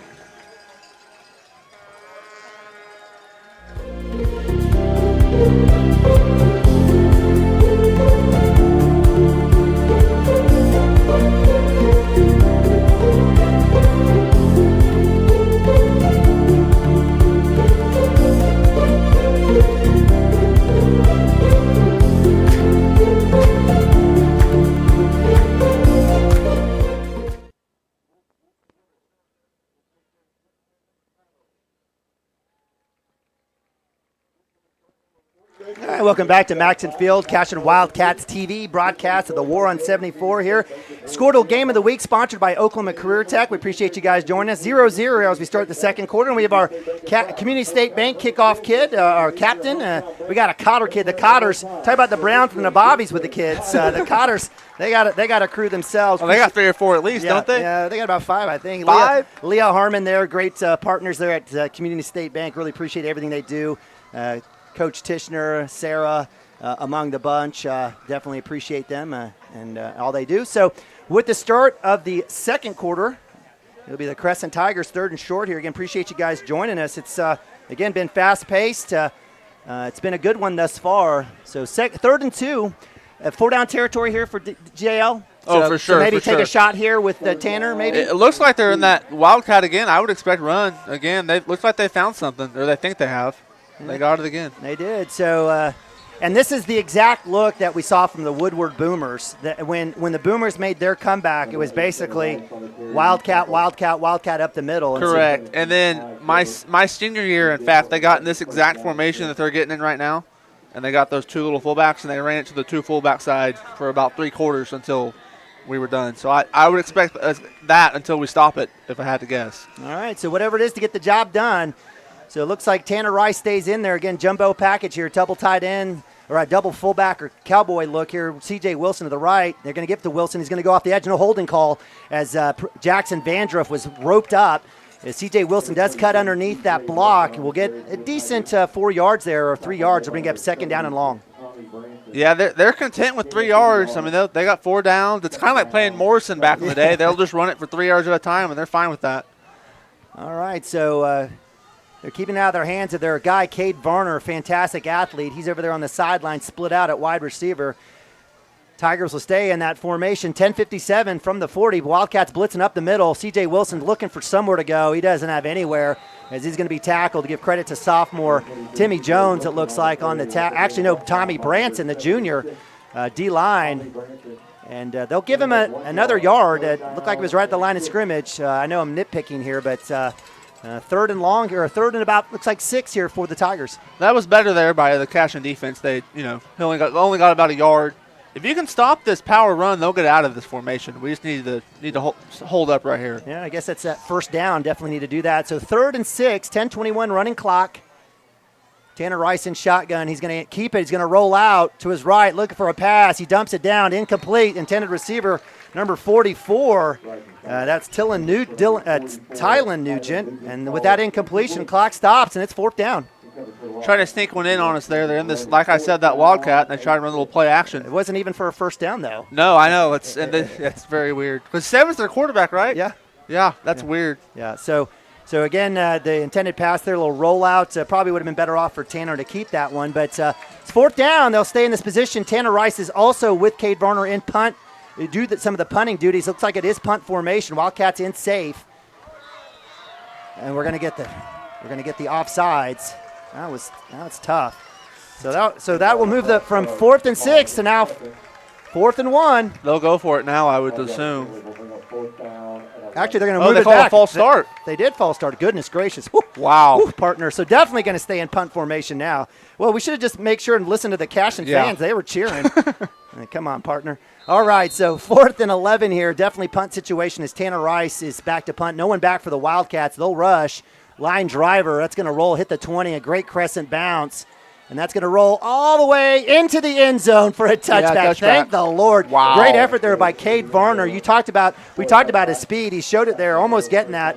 And it almost had flashback to Hinton last week when the Wildcats were. They had 2 of them last week inside their own 5. I was like, what am I watching? That was an NFL game. So with the punt, the Wildcats get another stop. They'll take over 1st and 20 from their own 20. Let's see if the Wildcats can punch this one in. They'll go. Looks like they'll keep that same 11 personnel as Max Higdon will be on the right side at tight end. The Gilbert brothers up top, seniors on senior night. And Max Brown, senior, split out all by himself. Cade Varner on an island with him. See what happens here with the Coach Shack and the Funky Bunch. Acord in shotgun. Back to pass, looking for that double move to Max. Brown going up with the catch. Huge pass interference, double move. Brown still on his feet, eventually tackled at the 35. Phenomenal individual play there by the senior Max Brown. Great play by Max there. And again, another good throw by Chance. I mean, just throwing it right on the money tonight. I think that was PI too. Yep. So there is a flag. Most likely it's going to be a defensive pass interference. Oh, actually holding. So excellent call there by the officials as Max Brown. I was wondering why he couldn't break free. Well, Cade Varner had a hold of his jersey. Definitely wrapped his arm around his hip there. It looks like, Crescent's dropping guys in the coverage too, and it really hasn't mattered so far. Cashion's still able to throw it. So huge pitch and catch there. That one goes to the 35 for the Wildcats. 9:44 running clock. The Wildcats will go 2-by-2 as Higdon now goes the slot. 16 on the play clock. Cooper Frazee to the left here of Chance Acord. Let's see if the Wildcats go right back. It looks like they do have safety help over the top. There's only 5 guys in the box. And Cashion can still throw the ball, so that's a good sign. In motion is Frazee, who comes to the left side. Acord deep across the middle, up top. Intended was Gilbert. That one, thankfully, a little too high. And that one goes out of the reach of Boston Cox, the closest player on the Crescent side. And that will go incomplete, 2nd and 10. I wonder if you can run some quarterback run at that. Because, like I said, they're totally dropping 7 guys in the coverage. Agree. You could just run quarterback right at it and get 6-7 yards. Totally agree with you, Seth. And it's a great call. Maybe we can get on Shaq's text line there. So Timmy Jones checks in. Wildcats go 2-by-2. Look at the box. There's 5 guys in there. You could run it for 7 yards right now. And they're basically daring us. They do a little small now shift. Now they kind of spin, yeah. Four-man front now for the Tigers. High snap. It'll be a keeper by Acord. He'll find a small lane to the outside. Still on his feet. Will move forward. Takes a hit. Looks like he did fumble it. And so that's the only dilemma when you have quarterback run play. Definitely. You're putting him at risk. And he doesn't run the ball too much, so he doesn't have much experience in those situations either. He got hit pretty hard. He did. It was a good hit. We'll give credit to number 20, Luke Desher, the senior coming in from the linebacker spot coming across as a chance. It was a good, healthy gain there for the Wildcats. It was a good call. He got 6 yards. It would have been 3rd and 4. It was a good call. I agree, and I hope they come back to that. So with the turnover, Wildcats do give the ball back to the Crescent Tigers. Tigers take over at the 35. This is their 3rd possession. Their first one starting at the 45, their own 45, their own 26, and now their own 35. Let's see if the Wildcats can get the ball back. They go back to Cade Varner now, so that same look here, a little cowboy back pistol formation for Varner and the Tigers. He'll hand it off inside to Desher. He's not going anywhere. First in behind the backfield was Matthew Stockton, the sophomore defensive lineman. Cleaned up by, guess who, Camden Maroney and Timmy Jones, and it'll be 2nd and long. Our defense has really started playing a lot better the last couple of weeks now. Last week our D-line I thought was really good, and so far this week they've been good as well. Yeah, and when you got Coach Wood, you got a great defensive mind back there. Good things can happen. So that'll be 2nd and 9, a gain of 1, 8:43 on the clock, second quarter, 0-0. Been a defensive battle thus far. 2-by-2 here for the Crescent Tigers. C.J. Wilson in the backfield with Varner. He'll go back to pass, looking for that out. Coming back up, Max Brown. Max, we talked about his break on a ball last week was better than the receivers. Again, Brown coming in. Great job there on defense. Yeah, it looked like they tried to run a little comeback route there right at the sticks, and he was sitting on it. I thought he may pick it for a second. Yeah, I did too. Intended receiver was number 2, Isaiah Levitt, the sophomore. So that'll bring up third down and 9. 8:26 clock stops with the incompletion. Split out now is number 80. He had a big catch to Chisholm Watson for a big third down conversion earlier. Rolling out Cade Varner. In his face is Preston Carter. He'll get chipped. He's going to try to come back inside. Catch is made. Will be enough for a first down. Oh, my goodness. Are you kidding me? That spot is horrible. I think it was a yard back. Wow. So give credit as Cade Varner rolls to his left. And that'll be enough for a first down. So big completion there on third down. It's 57 Carter, or 57. Yes, that's Preston Carter. Yeah. He had a chance there, it looked like, and they made a good block by the running back. Yeah, it was a great little chip there. You're right, I agree. Kept Varner on his feet. So with the first down, Crescent Tigers have new life here right around the 39-yard line. 2-by-2 look again here. C.J. Wilson in the backfield. Wildcats with a three-man front. Four linebackers, Jones, Gilbert, Maroney, and Vandruff. Hand off to Wilson. He's got a big lane to the outside, and he'll step out of bounds.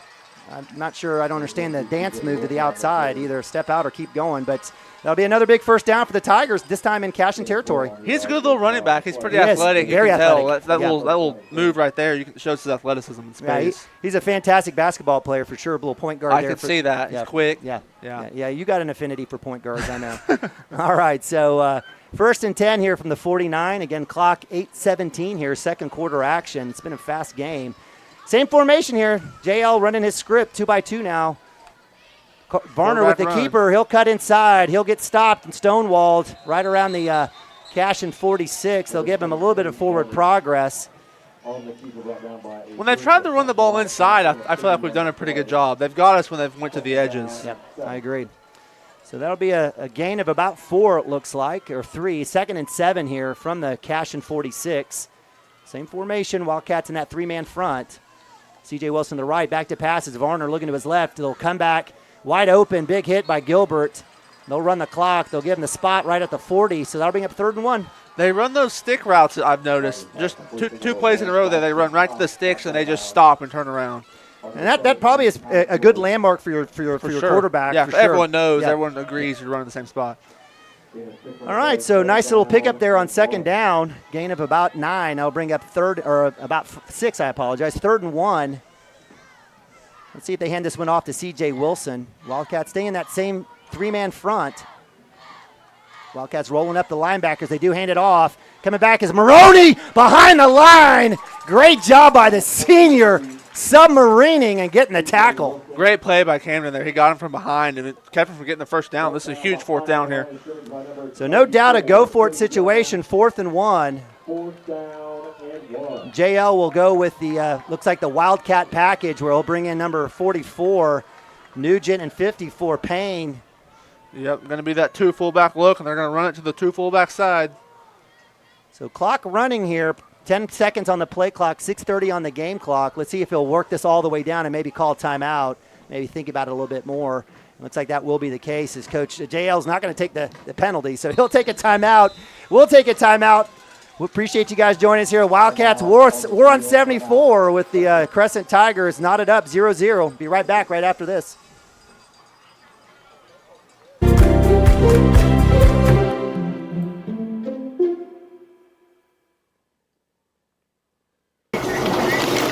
Storm season is coming, people, and your first choice for roofing needs should be Rhino Roofing. Locally owned and operated, the Rhino specializes in all types of repair and replacement. Large scale, traditional, modern, unique roof lines, they can do it all. Protect your home and your family with the specialized services of Rhino Roofing. Visit our Facebook page today and make an appointment. Rhino Roofing is all the hype for any roof type. All right, welcome back. Cashion Wildcat TV live from Maxon Field. Squirtle Game of the Week here live.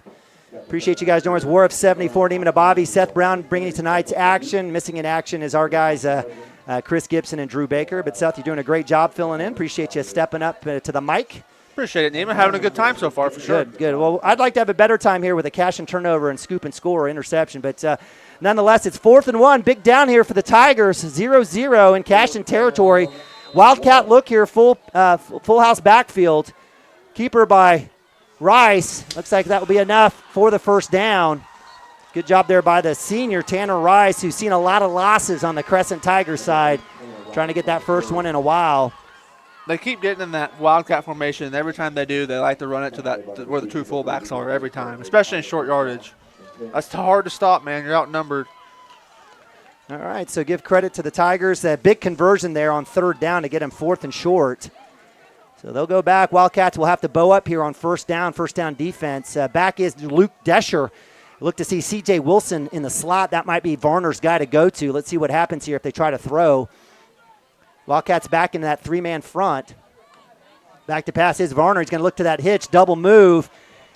Out in space, looking for something. Coming up is Wano. He's going to try to make the tackle. Blows right by him. Wano, freshman, learning to take angles. And give credit to Varner. We talked about him. He's got great feet, and he'll pick up a big 6 or it's like about almost 8 yards on first down. Yeah, that's where you're kind of missing Jake a little bit. Yep. I mean, it's just hard to play linebacker as a freshman for sure, especially in space like that. Yeah, so definitely always learning opportunity. Wildcats give up the big run. It'll be 2nd and manageable for sure. 2nd and 2. I'd like maybe potentially see another shot here as Coach JL probably feels confident in that run game. Desher to the right of Varner. Let's see what happens here. Snap. It will be a good handoff. Desher will come backside. He'll get a few yards. It'll be enough for the first down. Short gain, but he'll get it to the 25, and that will be another Crescent Tiger first down. Crescent's starting to run the ball pretty good this drive. We need to bow up. So big play on first down. Varner gets big 7 or 8 yards on the busted play. Great coverage there by the Wildcats. Hand it off, get the first down. He'll stay in this formation here as Desher, the senior running back linebacker, had a big hit on to cause the fumble. They'll go mesh bunch formation here. Back to pass is Varner looking across the middle. Goes up top, wide open, C.J. Wilson. That'll be a touchdown, a complete bust. And the Crescent Tigers get on the board first. Yeah, it looked like we busted the covers there for sure. He ran a little crossing route, and I think they ran maybe a crosser from the other side, and it kind of put our safety in a bind. I couldn't really tell. Yeah, so give credit to the offensive line, giving Varner a clean pocket. Sat back there. And, definitely probably didn't see that because we didn't have the right camera on. But nonetheless, appreciate you, Chris, letting me know. This is what happens when Chris Gibson's not here. Production value goes down. For the extra point, Varner goes up. It's up, and it is good. So tack another one. So the Crescent Tigers strike first here. So with 5:05 in the second quarter, Wildcats will get the ball back to start the third. So this is definitely a great opportunity to go down and get a score. Yeah, before half, we need to make this game 7-7. And then, like you said, we get the first drive, the second half. You have a chance there to take the lead. Right there, it looked like we just kind of lost him. He ran a crossing route, and no one really went with him. Yeah, I'm just telling you, his deep threat every time is C.J. Wilson. You know, watching film, I'm sure other guys have caught the ball, but I'm just telling you based on the film, the few games that I watched, C.J. Wilson's their guy on a wheel on the edge on those crossing routes. Well, you called it when he was in the slot. You said they're probably looking to throw it to him, and then sure enough. So we'll see what happens here as the Wildcats will go out in kickoff return. Again, give credit to the Tigers. They started at their own 35. They marched 65 yards, and in about, I think, about 5 minutes. Getting that fumble was a big key. And so Wildcats will see if they can't turn around and get this one down 7-0. You know, usually when you get a half that's one-sided, all defense, the second half is usually wide open. So we'll see what happens in this game. Definitely. You go in there and make some adjustments at halftime. So far, I thought, the penalties have hurt Cashion, and then the turnover so far have definitely been the biggest issues. They've shot themselves in the foot a little bit, but still a long way to go. Decent chance to bounce back right here for Cashion. All right, Cade Varner, the junior quarterback, is also the kickoff specialist here for the Tigers. Deep for the Wildcats, we've got Max Brown and Seth Gilbert, usual suspects, right around the 18-yard line. The wind got it a little bit there. Wind got the ball and knocked it off the tee. You don't see that very often.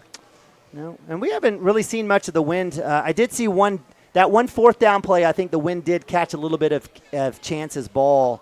Other than that, I haven't really seen much issues. All right, so kicking off again, Varner. Be high in the middle. Gilbert will get that one right at the 25. He'll cut back to the outside. He's got a big lane. He's got some room. Cuts back inside. Takes one hit. Takes a second. Falls forward. Nice return there. About a 20-yard return there for Gilbert, the senior. And it'll be first down and 10 for the Wildcats right around the Cashion 46-yard line. Good return by Seth there. It looked like he kind of cut it back against the flow. And those are sometimes your biggest returns. Everyone flows with the blocking, and you'll cut it back, and there'll be no one over there. Good play there. All right, so Wildcats taking over 1st and 10.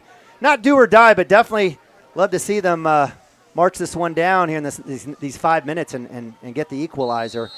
So Wildcats back out, trips up top. Max Brown aced out here against Varner. That was a matchup that we liked earlier. Cooper Frazee to the right. He'll go in motion. Acord with a flare. You better go get that. That was close. Yeah, I tell you, anytime you have that, it's just better safe than sorry. Go get it. Oh, for sure. It was a little bit high for Cooper. It was a little in front of him as well. And so that one will fall incomplete, and they'll bring up 2nd down and 10 for the Wildcats. And those are hard to catch when you're running like sideways like that, and you got to reach your arms over your head. It's really hard to bend that way. Do you like to maybe have more of a banana route and come forward For sure, into yeah. that? You definitely need to kind of angle backwards and then get angled forwards. It helps the quarterback too. It makes it an easier throw. All right, so with the incompletion, the clock stops with 5:01. In second quarter action, Wildcats down 7-0. 3-man front here for the Tigers. Now in motion again is Frazee in the slant. Big pass. Gilbert.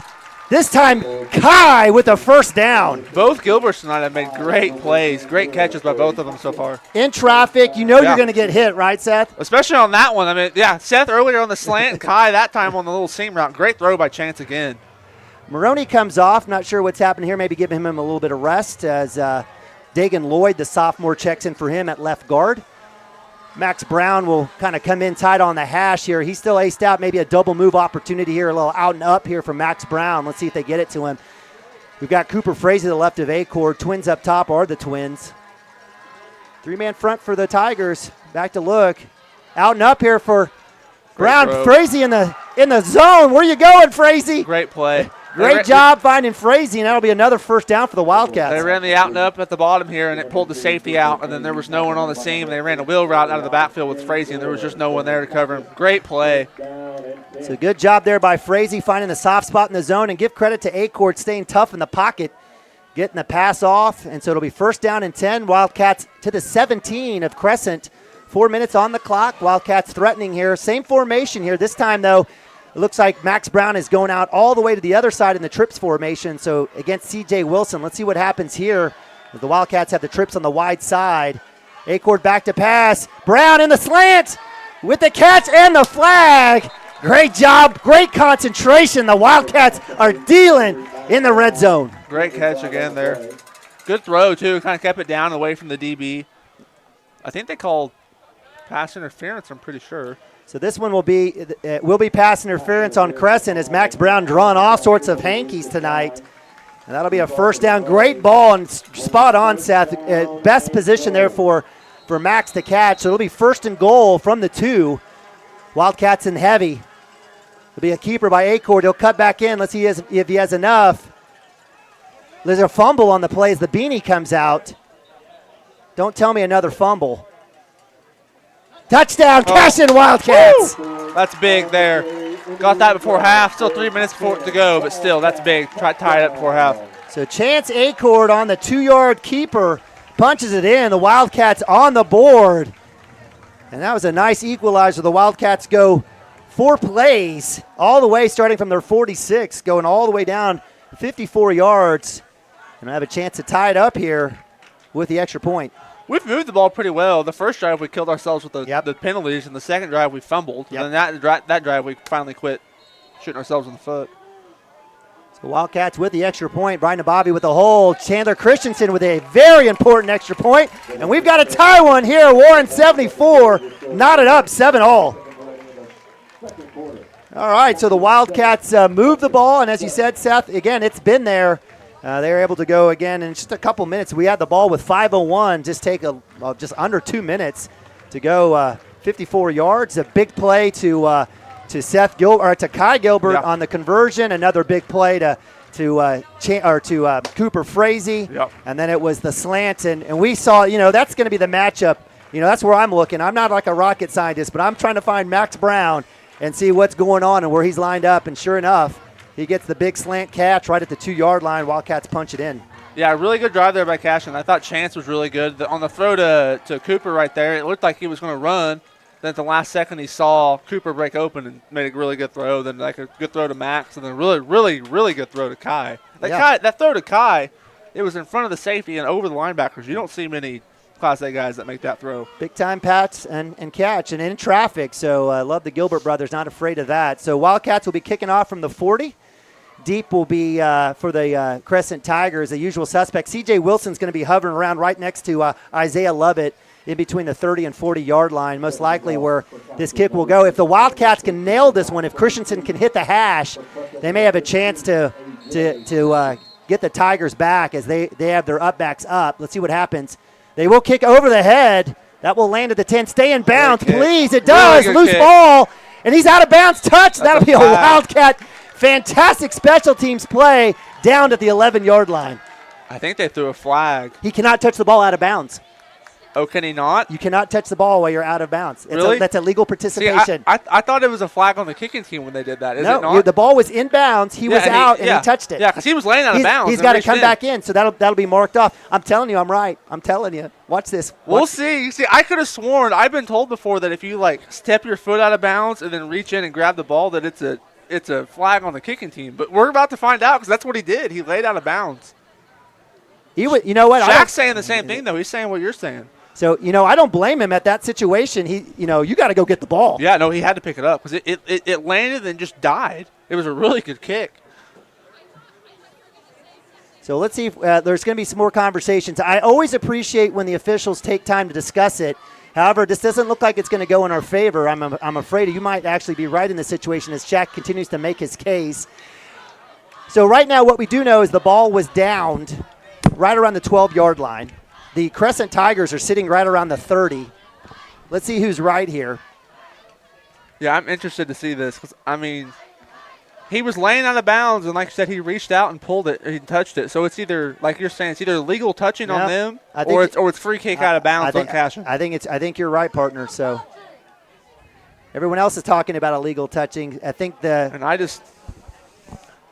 So it looks like where we're landing here. Let's see. We'll get the call here. We'll have a legal procedure by the Cashion Wildcats. Yeah. So you were spot on. So good work. So with the what was a disaster, and I would like to give the Crescent Tiger credit. But I don't think he knew what was going on either. He probably didn't know the rule, if we're being honest, but it was a really smart play because he got out of bounds and then just laid out and touched the ball. I've been in meetings where they tell you to do that. Like, stick your right foot out of bounds and catch it. Well, we should have just went with you, brother. We should have went with you. Well, but he went out of bounds. No, he literally fell or something and was laying out of bounds, then reached out. What you said made sense. All right. Well, whatever. So with 3:22, it's 1st and 10 from the Tiger 35. 2x2, handoff to Wilson up the middle. He's looking for a small lane. He does find one. Eventually brought down by, guess who, Camden Maroney. In pursuit was Jackson Vandruff. That's a nice gain for the junior running back to the 40-yard line.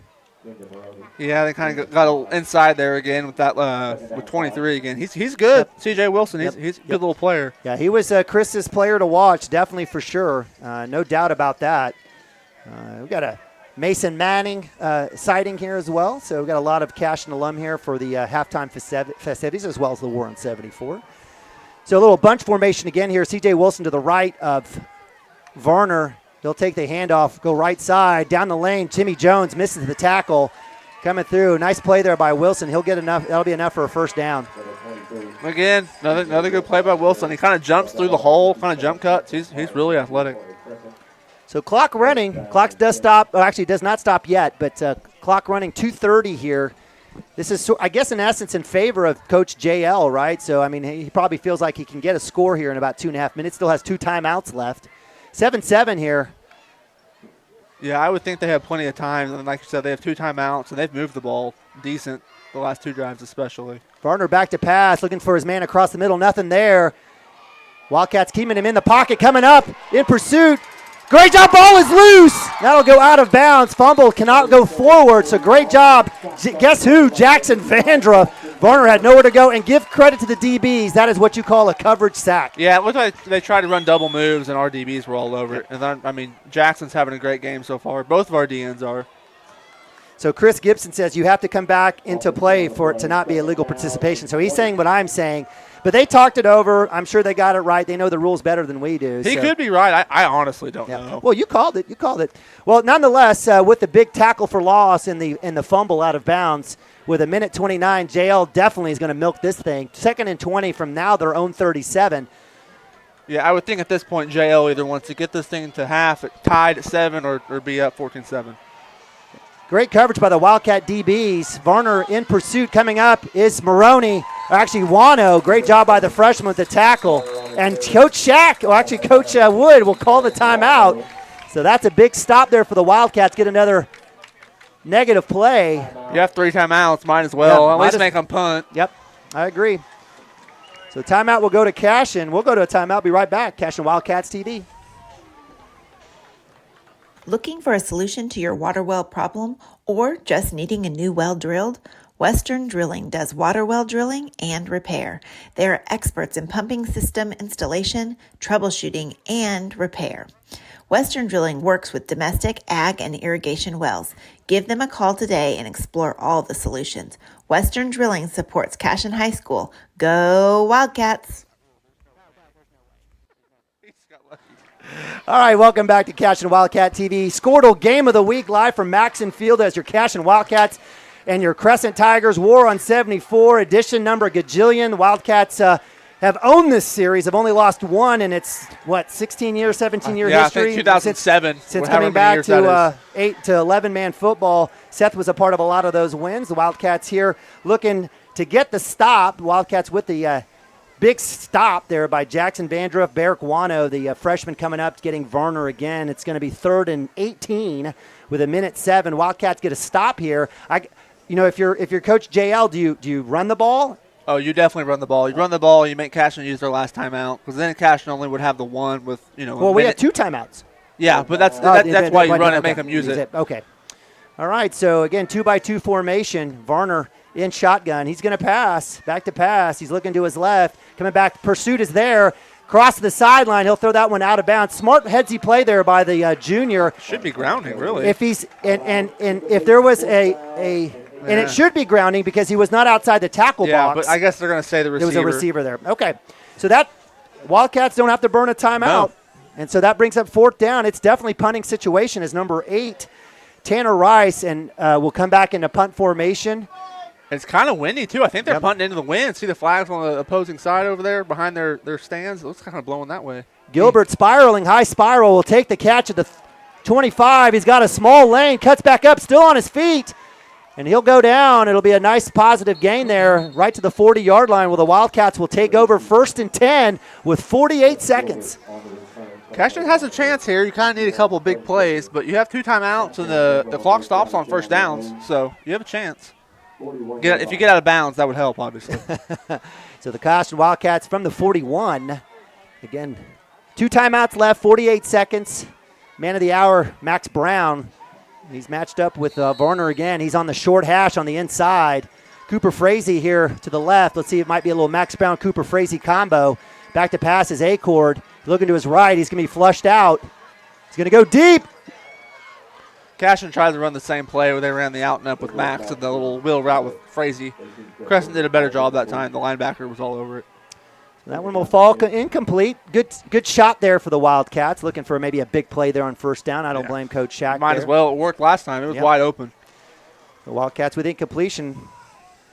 Moves the 2nd and 10. 42 seconds. It only took a few seconds off the clock.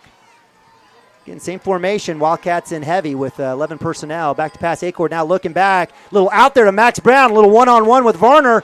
Gets the outside and out of bounds. What a smart headsy play there by the senior. What do you expect? And that'll be a 1st down into Crescent territory. Good play there. Got like 15 yards and the clock stopped. Still got 36 seconds. Got a chance here. Soft coverage here. A little about a 10, 15-yard cushion here for the Tigers on the Wildcat receivers. Wildcats will go 2-by-2 empty now. Max Higdon in at tight end for the Wildcats.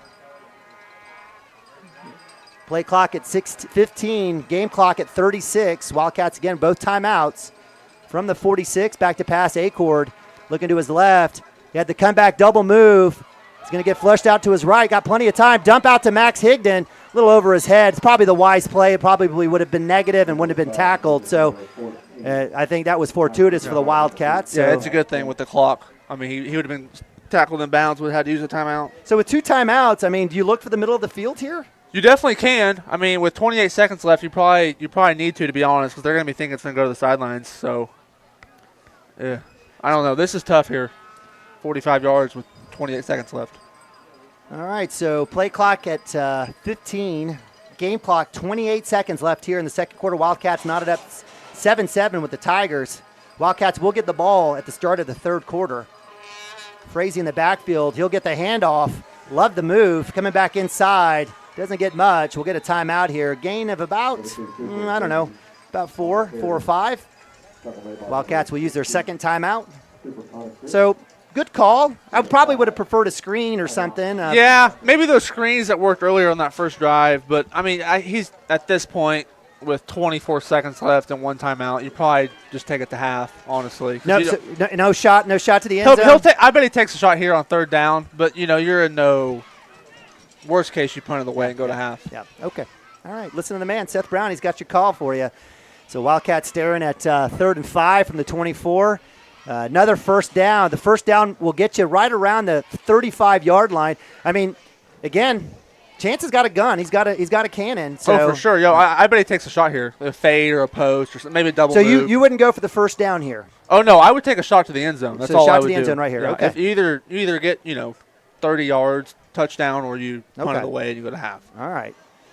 I'm looking for something in the soft zone, call a quick timeout, and then take a shot, maybe a little bit easier, but nonetheless the same.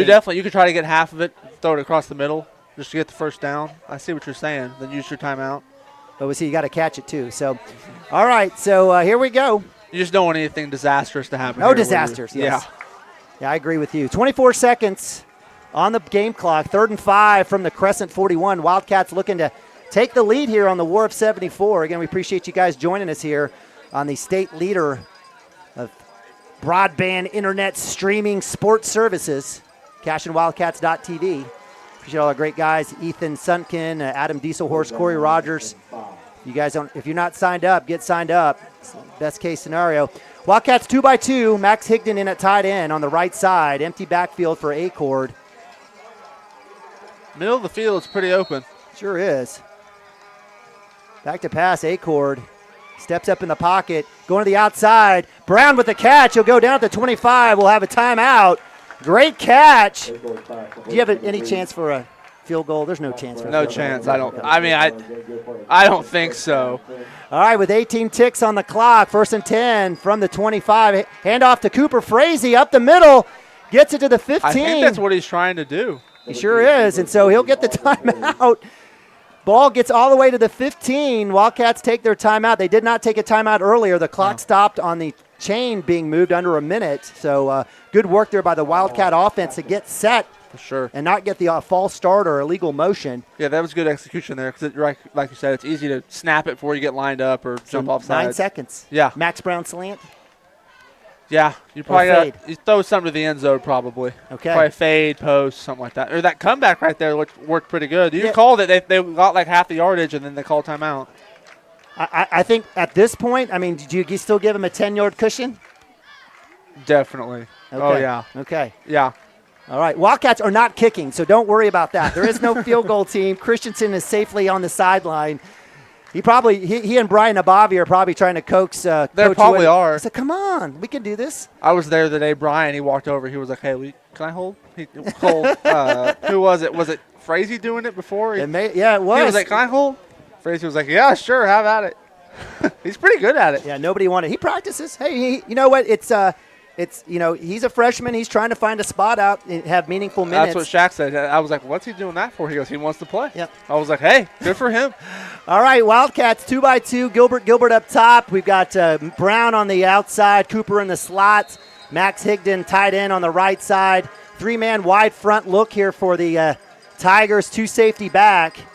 Acord back to pass. Come back to the inside. Brown cuts back inside. Touchdown, Max Brown. Holy moly. With 2 seconds on the clock, Wildcats put one on the board. That was huge. Huge to get a score there before half. I mean, that was only we have a minute there when we got the ball? Yes. That was huge. Holy moly, Wildcats get the ball from their own 41. 15-yard touchdown pass to Max Brown, and the Wildcats take the lead right before half. I thought he was just going to get out of bounds and try to run one more play, then he made a miss. Oh, goodness. Out for the very important extra point. Christensen kick is up. Get it there, get it there. Yes. It's good. Wildcats up 14-7. So 6-play drive. Wildcats go 59 yards. Capped off by a 15-yard touchdown pass from Chance Acord to Max Brown. The Wildcats take the lead. What a drive there for Cashion. I mean, they didn't have any time at all. Great execution. I mean, they got out of bounds, saved the clock. He used the timeouts well. Really good drive. If Chris Gibson was here, he'd be able to work the instant replay. Let's see if we can get it ourselves. Let's see if I have the magic touch. That's after the timeout, isn't it? I think so. Let's see. This might be it. Right after that. This might be it right here from the 15. Yeah, this may be it. So the Wildcats. Let me go ahead and get it on the actual field cam. I apologize. I don't know what's going on here. Looks like we do. Oh, it is halftime. Yeah, so it's halftime. We've got a special deal where we'll be honoring Brexton Green. Brexton Green, a phenomenal athlete, and I love the fact that both teams are out here to honor the retirement of Brexton Green. Here, let's see if we can't get a field cam available for us. Brexton Green, tragic cliff diving accident earlier this summer. Brexton, just an amazing athlete and just ambassador of the community, loved by all. We'll get Coach Shack, I'm sure, on the mic here, and as Brexton Green and Brexton Green's family is led out on the field.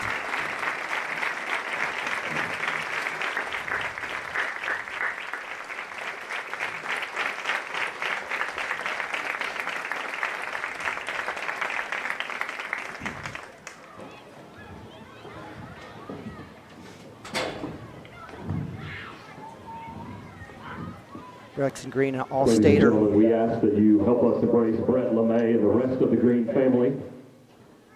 This is one of those moments that is bigger than any rivalry or competition. On July 2nd, 2022, while at the Lake with Friends, Brexton Cade Green lost his life in an accident. Anyone who knew him knew his favorite things in life were to have fun with the people he loved. Brexton loved his family, friends, teammates, coaches, and anyone he crossed paths with. Brexton loved big and lived big in everything he did. Brexton and his family joined the Cashion community in 2009 when Brexton was in kindergarten, and they fell in love with Cashion immediately. Brexton, a 2021 graduate, excelled as a student athlete at Cashion High School. He was a four-sport athlete participating in football, powerlifting, baseball, and cheerleading. He was on the Cashion cheer team and helped bring home the 2019 runner-up trophy at Cheer Game Day State. In powerlifting, he was crowned the Class A 198-pound weight class state champion and helped lead the Cashion Wildcat powerlifting team to its first ever Class A team state powerlifting championship in 2021. Brexton grew to love the weight room and became one of the strongest kids pound for pound to walk through Cashion schools. Brexton, also a standout baseball player for the Cashion Wildcats, was the team's designated hitter as a senior and led the Wildcat baseball team to the state quarterfinals. In that game, on a 2-1 count with 2 outs and a runner on, Brexton hit a 2-run home run to put the Cashion Wildcats up 2-0 in the bottom of the first inning. In great Brexton fashion, as he hit the ball, his bat was already being flipped because he knew the ball was going over the fence. He loved baseball and took pride in taking the field as a Cashion baseball player. As a Cashion football player, he was a 4-year starter on both offense and defense for the Wildcats, where he earned 4 years of all-district honors. Brexton, as a sophomore, had 30 receptions, 463 yards, and 8 receiving touchdowns. As a junior, he rushed for 314 yards and had 4 rushing touchdowns while having 39 receptions and 605 receiving yards with 11 touchdowns. He helped lead the 2019 Cashion football team to a 13-1 record while claiming the Class A state runner-up trophy. During his senior season, Brexton led the entire state from Class C to 6A in receptions and yards. Brexton finished with 90 catches, 1,638 yards, and 18 receiving touchdowns, while also rushing for 409 yards and 6 touchdowns, and also throwing a touchdown pass. Brexton is currently 16th on the Oklahoma High School all-time records list for yards, receptions, and touchdowns in a season. He was crowned the Class A District 3 MVP, where he led the Wild to their 3rd straight district title. In a year of uncertainty, Cashion had to win 5 games to reach their 2nd straight state championship game. Brexton and the Wildcats rolled through the first 4 rounds to the state semifinals. In the semifinal game at Pawhuska, after Cashion scored a touchdown with 3:22 on the clock to tie the game at 6-6, Brexton, through all the chaos, found the one guy you did not want to be in the stadium at that moment, the kicker, Lance Christensen. Brexton walked up to Lance and calmly told him to just relax and kick the ball. I'll take care of the rest. The ball was snapped high, and Brexton had to raise up to catch it, and he set it down perfectly for Lance to nail the extra point. Cashion won the game, 7-6 over Pawhuska. The following week, the Cashion Wildcats walked into Watland Stadium at UCO as the favorite, and rightfully so, as they rolled to a 34-7 victory over Thomas. Brexton scored 2 touchdowns to help win Cashion's first state title since 1981 and the school's first ever 11-man title. The 2020 Cashion Wildcat football team finished with a historic record of 16-0. It was truly one of the best days of Brexton's life. He was chosen to play in the K101 Radio All-Star team and was named an Oklahoma Coaches Association Football All-State. After high school, Brexton earned a scholarship to play football at Emporia State University. He redshirted in the 2021-2022 season, worked hard to become a special teams player, and found himself on the wide receiver depth chart for this season. Emporia, Kansas is a special place to Brexton's family, and the feeling is mutual. The Hornet football program has honored their fallen teammate by hanging a sign with a picture of Brexton on it, looking into the sky, that reads, "What did I do to deserve this?" Also, a custom metal sign was installed in their weight room that reflects the way Brexton lived and reads, "No regrets." Lastly, they wear a BKG sticker on their helmets. Brexton earned several awards on the football field, but what he wanted the most was to be a good teammate and an impressive player for his coaches. Brexton did just that. He was a leader in the classroom, in the hallway, in the cafeteria, in the weight room, on the field, in the community, and in the church. Brexton was a legend to many young Cashion children, an incredible student to his teachers, a formidable player on the field, an extraordinary friend, a special little brother to his big sisters, an exceptional son to his parents, and most of all, Brexton was just an overall phenomenal person. Brexton made an everlasting impact on this school and our football program. He was a champion. Brexton left a legacy, and he left this world a better place. At this time, Coach Shockford and the entire Cashion football program would like to present the Green family with the number 10 jersey worn by Brexton. The Cashion football program would like to recognize Brexton for the player and the person he was by forever retiring the number 10 jersey. The number 10 will not be worn by any Cashion football player moving forward. We miss and love our number 10. Please remain standing to honor Brexton and his family. In the words of Brexton Green in his senior farewell, "I will be forever proud to call myself a Cashion Wildcat." Number 10, out.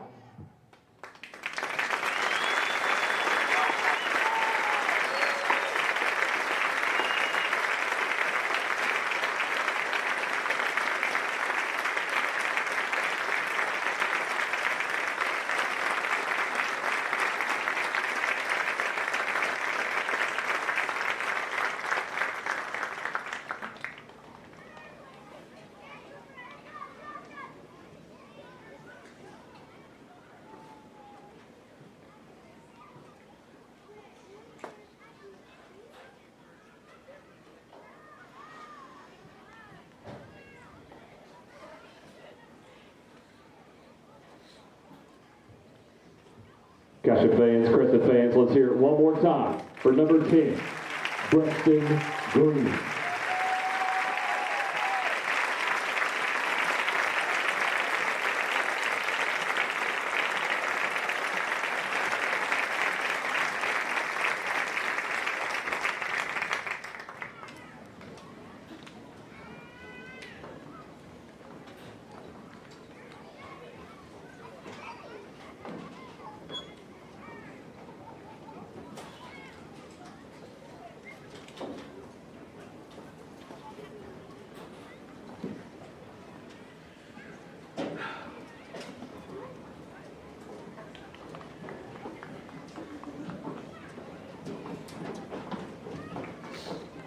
What a great tribute there for former Cashion football player, baseball player, all-around good dude, Brexton Green. Green family is very close to us as our neighbors, and certainly it's tough to drive by the greenhouse without thinking about and remembering Brexton and his fantastic personality and smile and his just love for life. Gives inspiration to this day. It's just an amazing legacy of number 10 and what he's done and what he means to this community, and not just here in Cashion, but also in Emporia. I know we have a lot of great Cashion or Brexton stories to share. What a great honor today, and a great write-up there. I appreciate you guys joining us here as we honor Brexton Green on senior night. And big shout out to the fans of Crescent and the Crescent team and JL Fisher. I think Chad said it right. It's a heated rivalry, but in this moment, it's great to we can see that we're neighbors first. So I think we're going to have an opportunity here to maybe go to a quick commercial. There's going to be a couple of cheerleading, combined cheerleading performance as well as a band performance. We'll go to a timeout. Be right back here on Cashion Wildcats TV. Legacy Insurance and Financial Services is proud to be on Main Street in Cashion, Oklahoma, supporting our Wildcats while riding business throughout Oklahoma and surrounding states. Legacy agents who share over 40 years of experience will shop many carriers to fulfill all of your insurance and investment needs. We welcome face-to-face meetings, but if your needs require an online virtual relationship, we are versed at those too. Let the team of Chris Gibson, Chris Cochran, Aaron Phoenix, and Christina Branson at Legacy Insurance and Financial Services help you build your own legacy, one you will be proud to live and to leave. Crescent fans, Cashion fans, please welcome to the field both the Cashion and Crescent cheer squads. They're going to have a combined performance for us this evening. Both these squads are getting ready to compete this weekend at Game Day Regionals.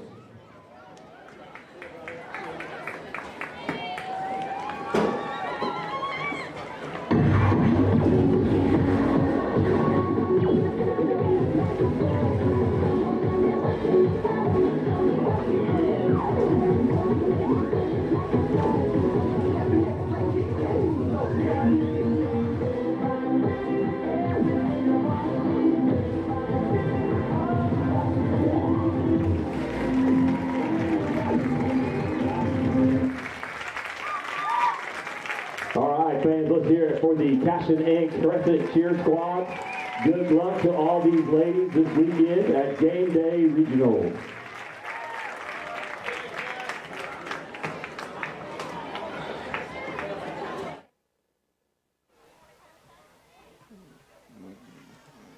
All right, great job there. And again, a big weekend here for the Cashion cheer squad as they look to get that state title and game day cheer.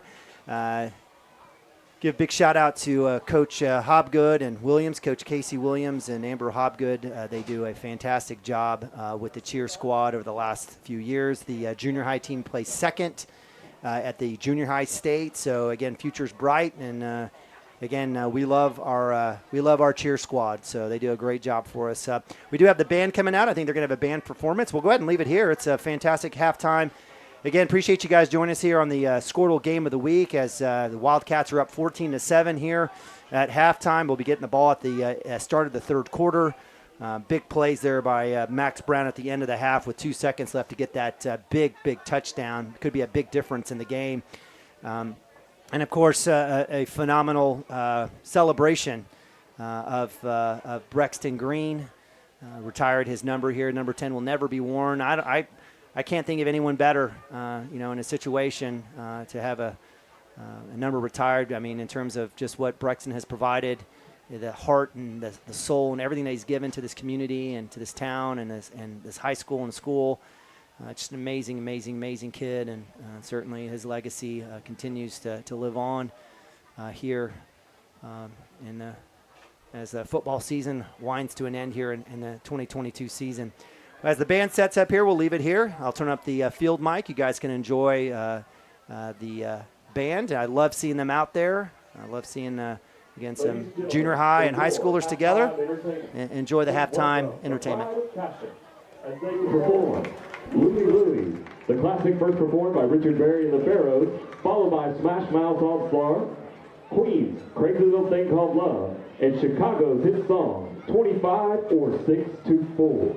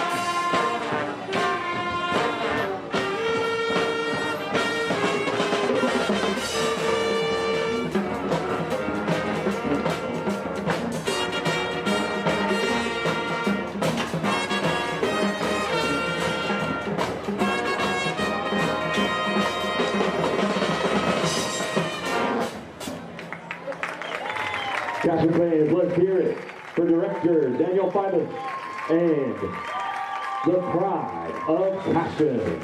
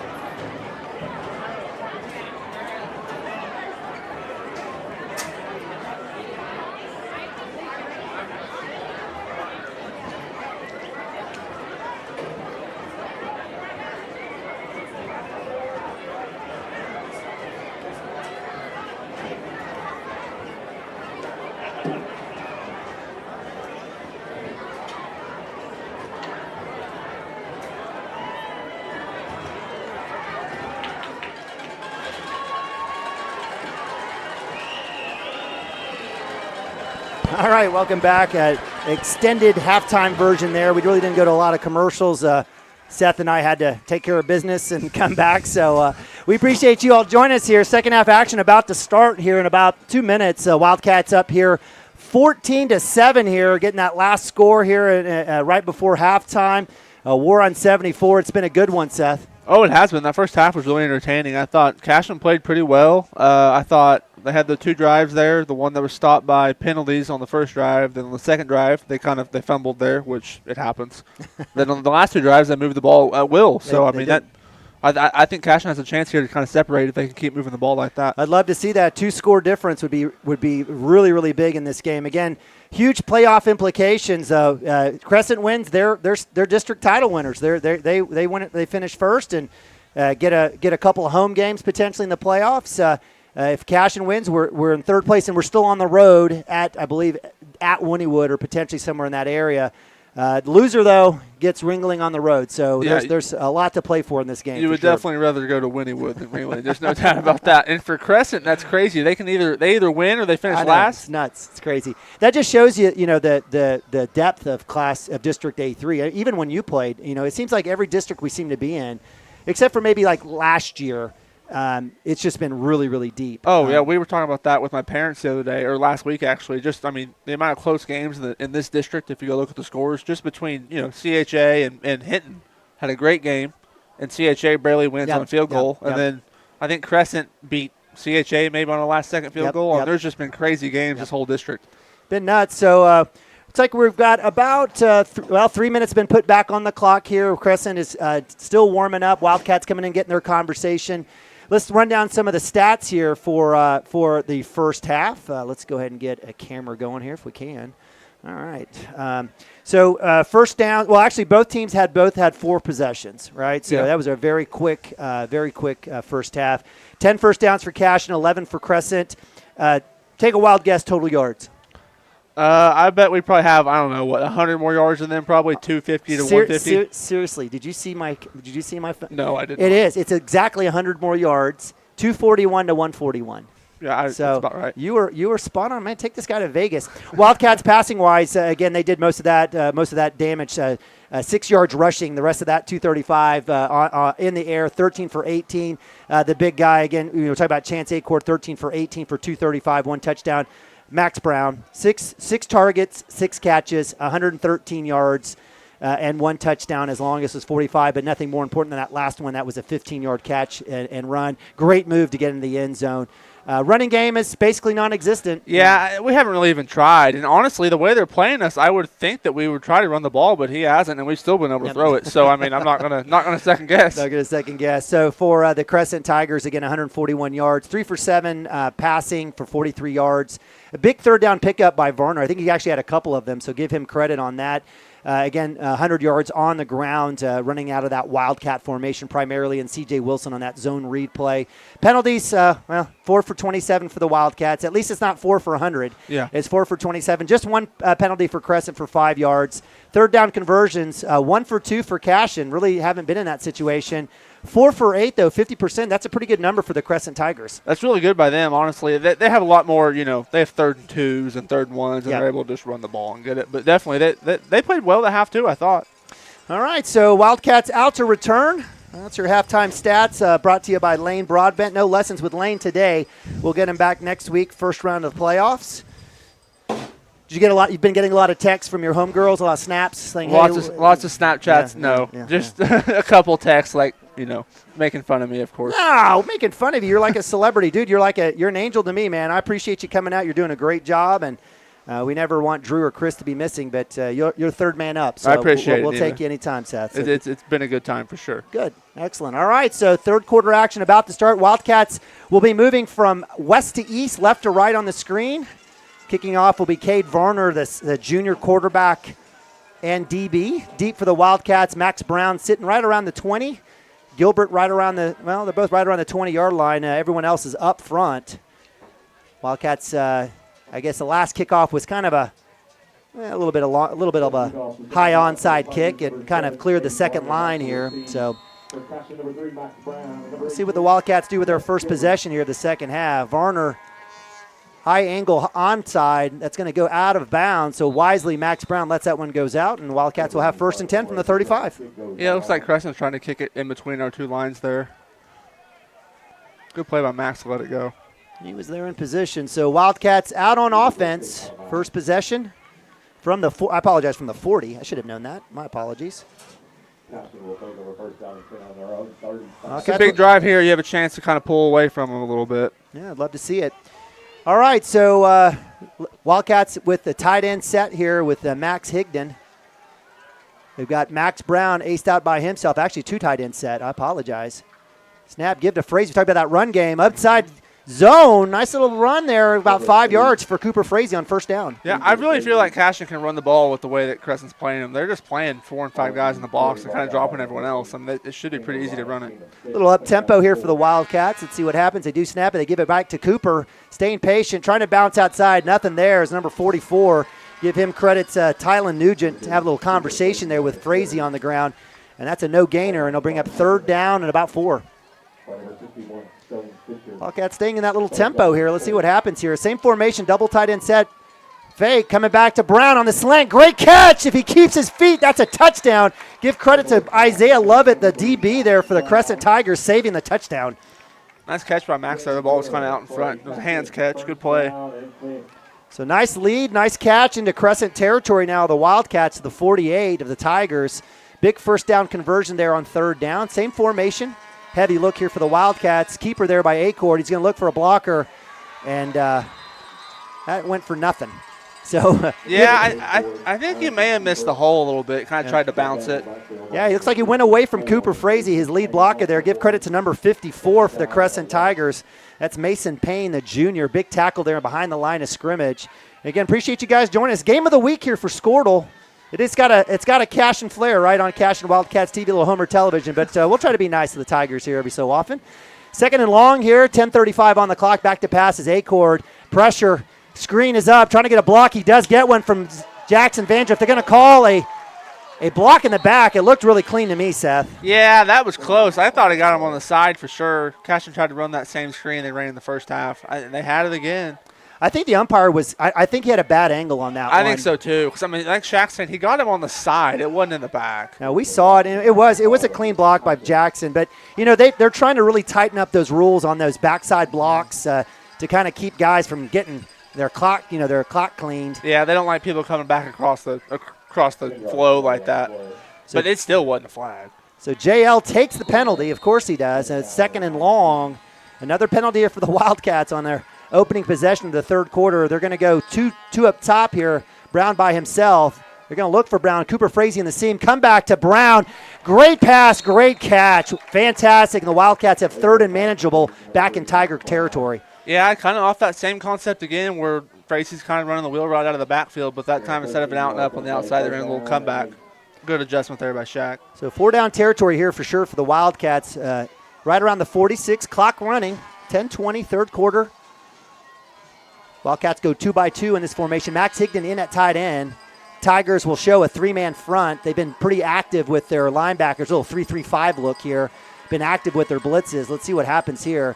Back to passes. Acords, 3-man front, plenty of time. Deep ball. He's got Gilbert just outside of his grips, and I think he rushed that. He had time.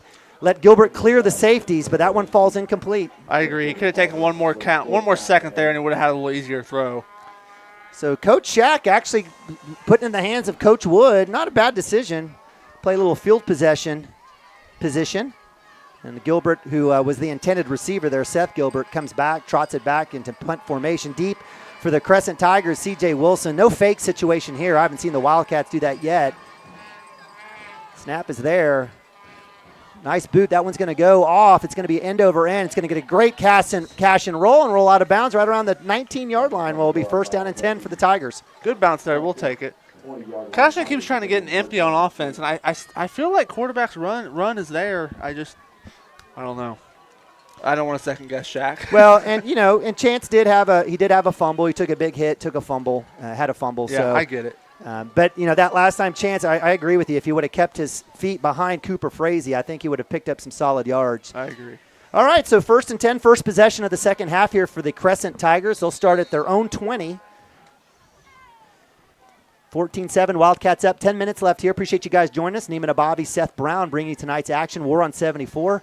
Varner with a handoff to Wilson on the zone read. He'll cut back in. All he finds is Preston Cotter and about 9,000 Cashion Wildcats. That'll be a short gain. And it's 2nd down and 9. Cashion's really done a pretty good job on defense tonight. I mean, Crescent's only thrown it like 7 times, I think you said at halftime. I mean, Cashion's done a really, really good job against the run and the pass. All right, so 2nd and long here. This is kind of what you want if you're a Cashion Wildcat on defense, trying to take away that run game. Let's see what happens here. They'll go back to that. Oh, actually, they will not. I thought they were going to go to the Wildcat, but Varner's in there. It'll be a 2-back set. This is most likely a zone read, either left or right to one of the running backs. Let's see what happens here. It's a give to C.J. Wilson coming back to this side. Wano gets blown up off that edge. Coming back in. Jackson Vandriff. Hello. Talk about speed off the edge. Yeah, really good play by Jackson. I think he may have come from the backside and still was able to run that down. He did. He's so athletic. So that particular play, it's either a read to the opposite side to that running back, one or the other, whether it's C.J. Wilson or a Tanner Chase. This time it's 3rd and long on the short gain. 3rd and 7, clock running, 8:56 here, third quarter. First possession here again for the Crescent Tigers. Wildcats go they do pick up a 1st down, but have to punt on their first possession. 3-man front for the Wildcats, showing blitz. Bunch formation. Varner back to pass. Pressure on. He's going to try to get to the outside. Wilson with the catch. It'll be enough for the 1st down. He'll make a move, try to get past Gilbert. He does. And he'll pick up a hefty 1st down there. Big pitch and catch there all the way to about the 39. Yeah, knee down. That was a pretty good little play by Crescent. They kind of ran 3 guys inside. They ran the back out of the backfield, and no one was out there for him. So that was, I believe, Kai Gilbert on the coverage and tackle. C.J. Wilson puts his knee down, so it'll be a little bit shorter gain. But it is to the 37, a 1st down. 2-by-2. Varner back to pass, comes back to the hitch, short side. Gilbert comes up with the tackle. Nice catch there. I believe it's the first catch there by number 2, the sophomore Isaiah Lovett, and it'll be a 2nd and short here for the Tigers. Looks like Kai may be banged up too. He got up pretty quick, though. Yeah, he's all right. It's a little soft cover. It's like actually he'll come to the sideline. It's like the sophomore Carson Gump will come in, number 12. I thought Gump played well last week when he had to come in. He did. He actually came in Thomas as well and got an interception. You know, there was a couple pass interference calls that he made, but I think in essence that was the right play. He needed to do that. Yeah, you can live with that from a younger guy. Yep. You'd rather get the PI than a touchdown. Yep. I mean, you know how and that that's goes. what he saved. That's exactly what he saved. All right, so trips left here. 4-man wide receiver set here for Cade Varner and the Tigers. C.J. Wilson to the left of him. Let's see if that's a handoff. It's not. It's a keeper. Lead blocker is Wilson. He'll get met right at the stick, so that'll be enough for a first down. So give credit to Varner kind of putting his nose down and getting a first down. Matthew Stockton with the tackle. Yeah, a little quarterback run there for Crescent. They haven't really showed that very much. You can live with that. They only got like 3 yards. First down here again, right at the 49. Clock running. Again, 7:41. This drive started at their own 20. They've gotten all the way up to the 49. Couple big pass completions for the Tigers. J.L. Fisher will finally get it in. 10 seconds on the play clock.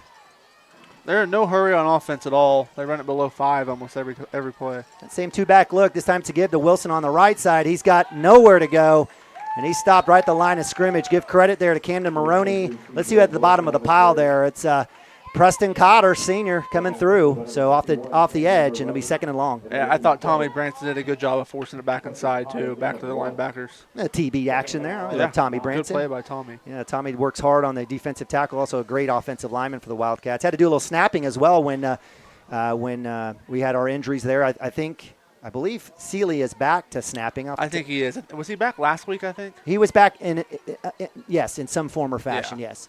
Varner with a keeper, a little option outside, trying to get the edge. Nowhere to go. Submarine and Wano. Yeah. Love seeing that by the freshman. He's coming through. And that'll be a big stop for the Wildcats to bring up third down and long. You like to see that from a freshman. He recognized what play they were running and just triggered and came down and made the tackle. Good play. Yeah, he's been great downhill. It's in pursuit and taking angles where, he's definitely showing his age. But for sure. Love seeing that. Terrific athlete, catcher on the baseball team. Varner, third and long, back to pass.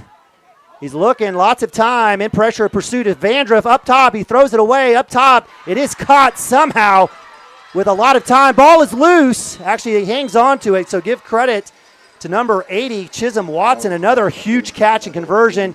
A lot of holding call requests here from the Cashion side as Varner had a lot of time to make that pass. There's nothing you could ask for. I think I'd take that any time. Yeah, he was. Pretty well covered. He was kind of coming back to the ball, and when you're a DB and you're behind him, it's hard to do much there. So Cooper Frazee doing his best to break that one up. Does get a first down in Cashion territory on the 39. Crescent Tigers driving down 7 underneath here. Little power look, I formation, handoff right side to Wilson. He'll try to get the outside. Somehow gets past Jackson Vandruff. I don't know how he got by him. Jackson's looking at his gloves. I agree. And he'll get about 3 on that run. Yeah, I thought Jackson had him there for about a 1 yard loss.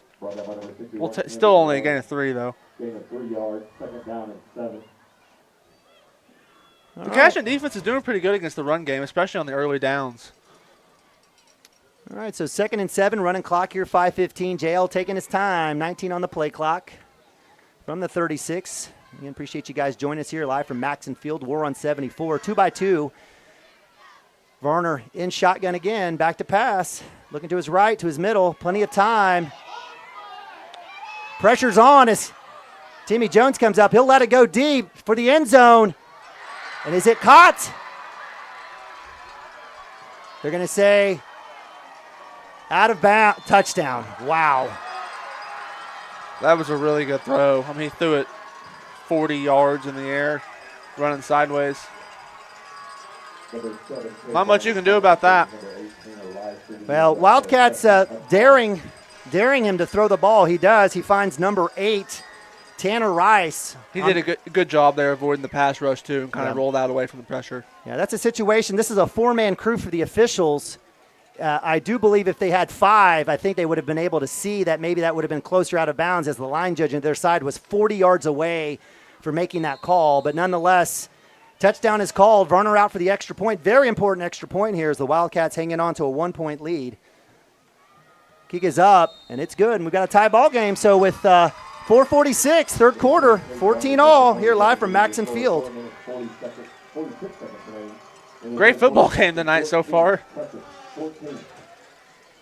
All right, so the Tigers go 80 yards, convert on a huge third down. I think that was probably the play of the drive besides the touchdown. Caught by number 80. In traffic, Chisholm Watson. He's come up with 2 huge third down plays and a Hail Mary of sorts in the corner of the end zone as Tanner Rice catches the prayer, somehow falls inbounds. It looked like he was out of me, but who am I? I'm just a homer here on Cashion Wildcats TV. But give him credit, athletic diving catch. And what matters is what's on the scoreboard, and it's tied 14-all. Yeah, I both of their completions that drive, he kind of rolled out of the pocket, and it was kind of, a broken play. Really, I mean, you got to tip your cap sometimes. Yeah, it looked like Camden Maroney Timmy Jones came up late.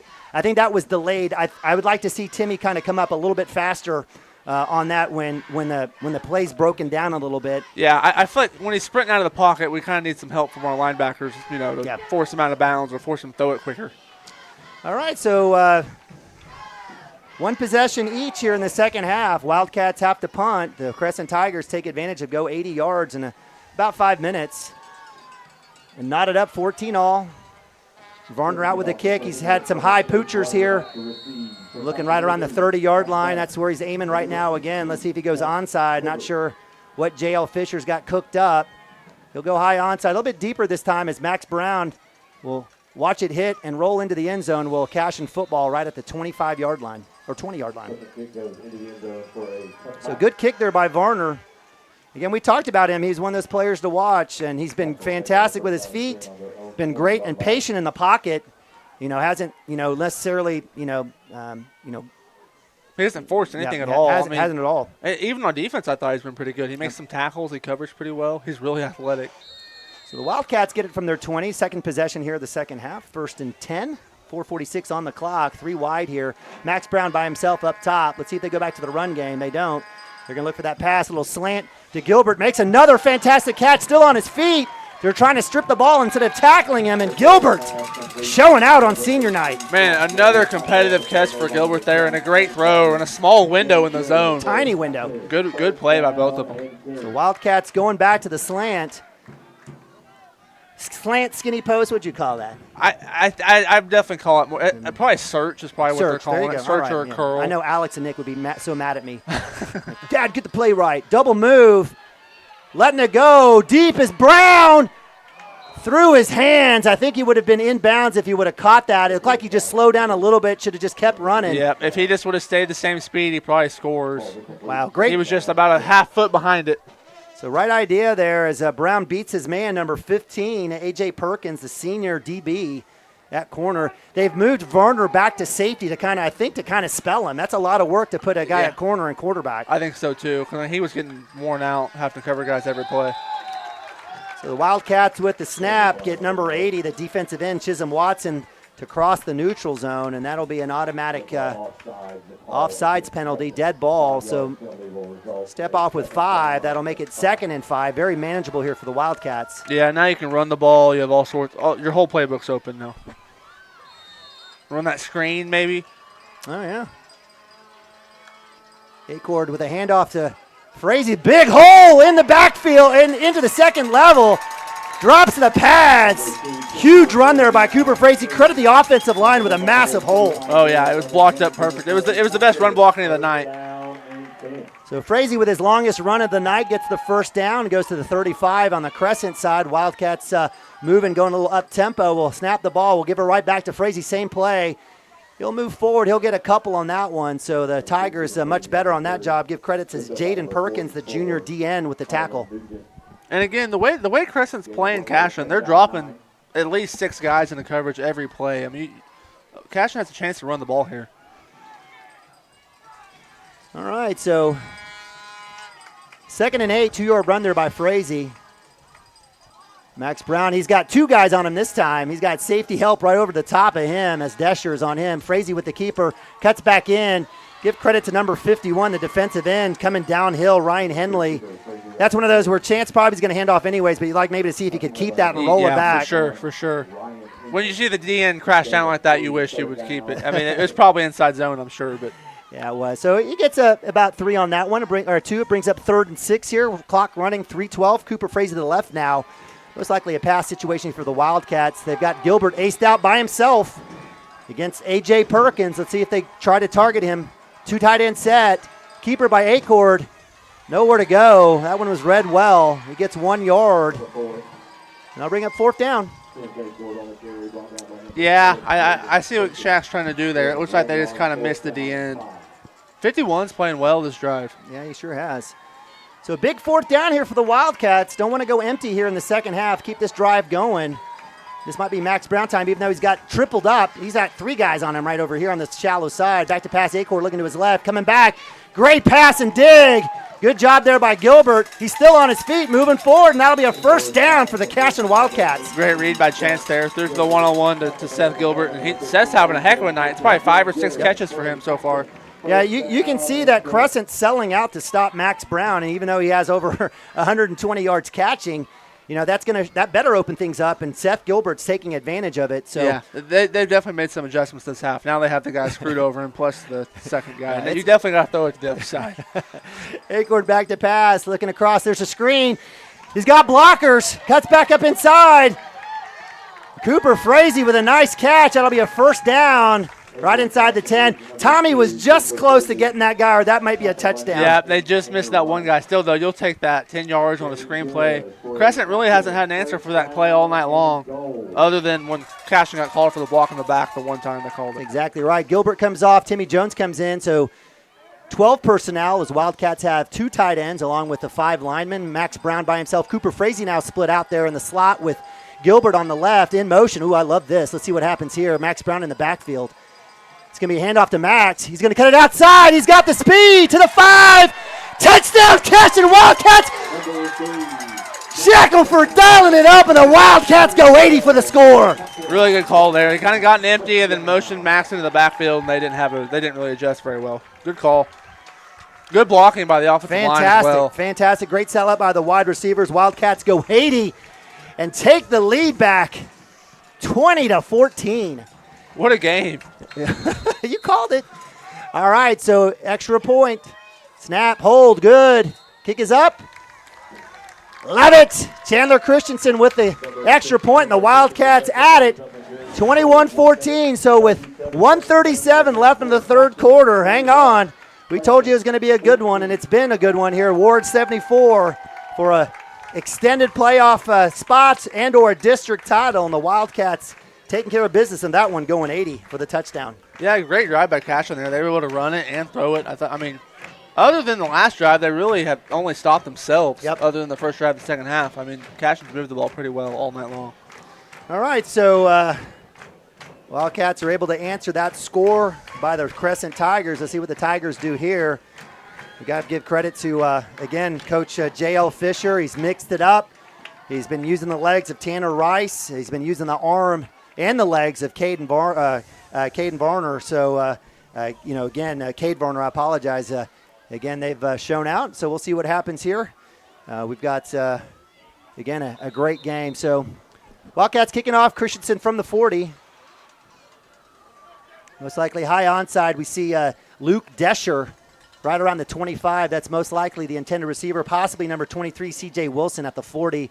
I got to believe do we see another long one in between the 2 up backs? You probably don't want to kick at the 23 if I had to guess. Probably anywhere but probably over 23 and in front of. So this may be another deep one. Let's see if Wildcats can get a chance to get this one. They were close on their last kickoff.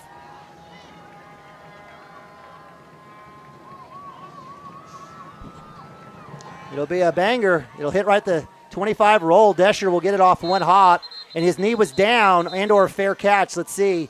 If he did run it after a fair catch, then it will have to be a flag. They say his knee was down. I didn't see his knee down. Yeah, I'm confused. Maybe someone, I think 23 signal for fair catch. I think CJ. I think that's what they're going to call. C.J. Wilson signal for fair catch.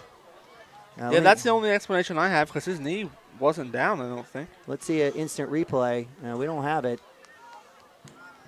Yeah, we'll take it, though. Yeah, what ups? So, again, if we had our man Chris Gibson here with the instant replay. Is he the one that always does that? He's our producer extraordinaire. Does an amazing job on color, but does a great job on the laptop. I just get to spit at the window. So you just have to talk when he's here. That's exactly right. So from the 22, Crescent will be taking over. Again, 1:34 on the clock. Wildcats in that three-man front. Trips up top for the Tigers. They're going that little bunch formation again. C.J. Wilson to the right of Varner. He's been fantastic. He's going to go out in pass coverage. He's going to get the pass. Wano. Oh, goodness. Bad angle. C.J. Wilson will go out of bounds. I don't understand that concept, but good for you, C.J. Great run and catch. Wano, another tough play there. He was there. And give credit to the speedsters, Wilson, to get it the big first down. Yeah, it was basically the same concept they got us on the last drive where they kind of ran a slant and then the guy out of the backfield. It's probably Wano. That's tough for a freshman. Yeah. Trial by fire. For sure. Yeah. Matched up in space with 23. That's a big ask right now. All right, so gives up the first down. Same formation here. Varner in shotgun. He's going to roll and keep it himself. He'll go to the right side. He'll get hit is what he's going to get. They're going to try to push the pile. And certainly, I appreciate forward progress, but I also appreciate player safety. But they'll give a nice carry there, 3 yards. Give credit to the beefy Crescent line, moving Varner, who was stopped at the line of scrimmage. It was like a rugby scrum, pushed him for 3 more yards. That's where kids take shots to the knees and things happen. So, I appreciate that, but I also appreciate safety, player safety. So, Desher in the backfield now, 52 seconds. Varner back to pass. He's going to look to his right. Pressure comes delayed off the edge. He's going to be flushed out. And we're going to have a holding call as Tommy Branson gets up off the grounds as number 60, Cooper Cronistar, looks like he's going to get called for the holding. It's the first one of the night. I think the Cashion fans have wanted about 50 others. Yeah, our DNs get held quite a bit. A good play by Tommy there, though, to draw the hold. It would have been a first down for Crescent. So blocking the back, delayed blitz, they're coming in as Jackson Vandruff came off the outside. Give credit to Varner. He broke down and got past him. Oh, he made a really good play there to get away from Jackson. It's not easy to get away from Jackson. So big penalty from the spot. Actually, it is from the line of scrimmage with a block in the back, I believe. Actually, no, it is from the spot. Yeah, I think they just called it. I think the hold was at the 40. So that will be now 2nd and 23 from the 30. Wildcats have allowed Varner a lot of time, and they're delaying that blitz now with Jackson Vandruff. Yeah, they have Jackson kind of playing like off the ball a little bit, which is different than where he normally plays. But like you said, he's coming on little delayed blitzes, which is really screwing with Crescent. All right, JL didn't like what he saw there, so he'll take his first time out. And in a game like this, that's crucial. But again, get the play right. We'll go to a timeout ourselves. We'll be right back here on Cashion Wildcats TV.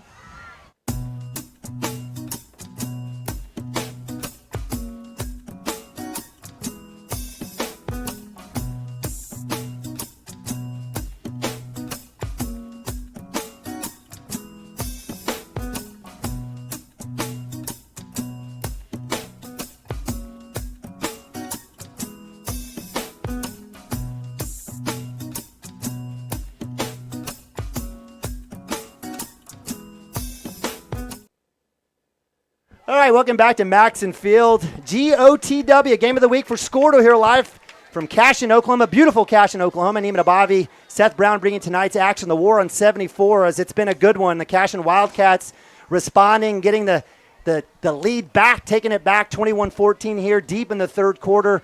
The Tigers driving here with 41 seconds, and it's been a good one. Oh, it's been a great game from the start, honestly. I mean, it's been really competitive. Both teams are playing pretty good, I think. All right, so Wildcats set back out on D, a three-man front here. Wildcats showing a little 3-4 look. Varner in the backfield with 2 running backs. We've got C.J. Wilson and Tanner Rice. We've seen this look quite a bit.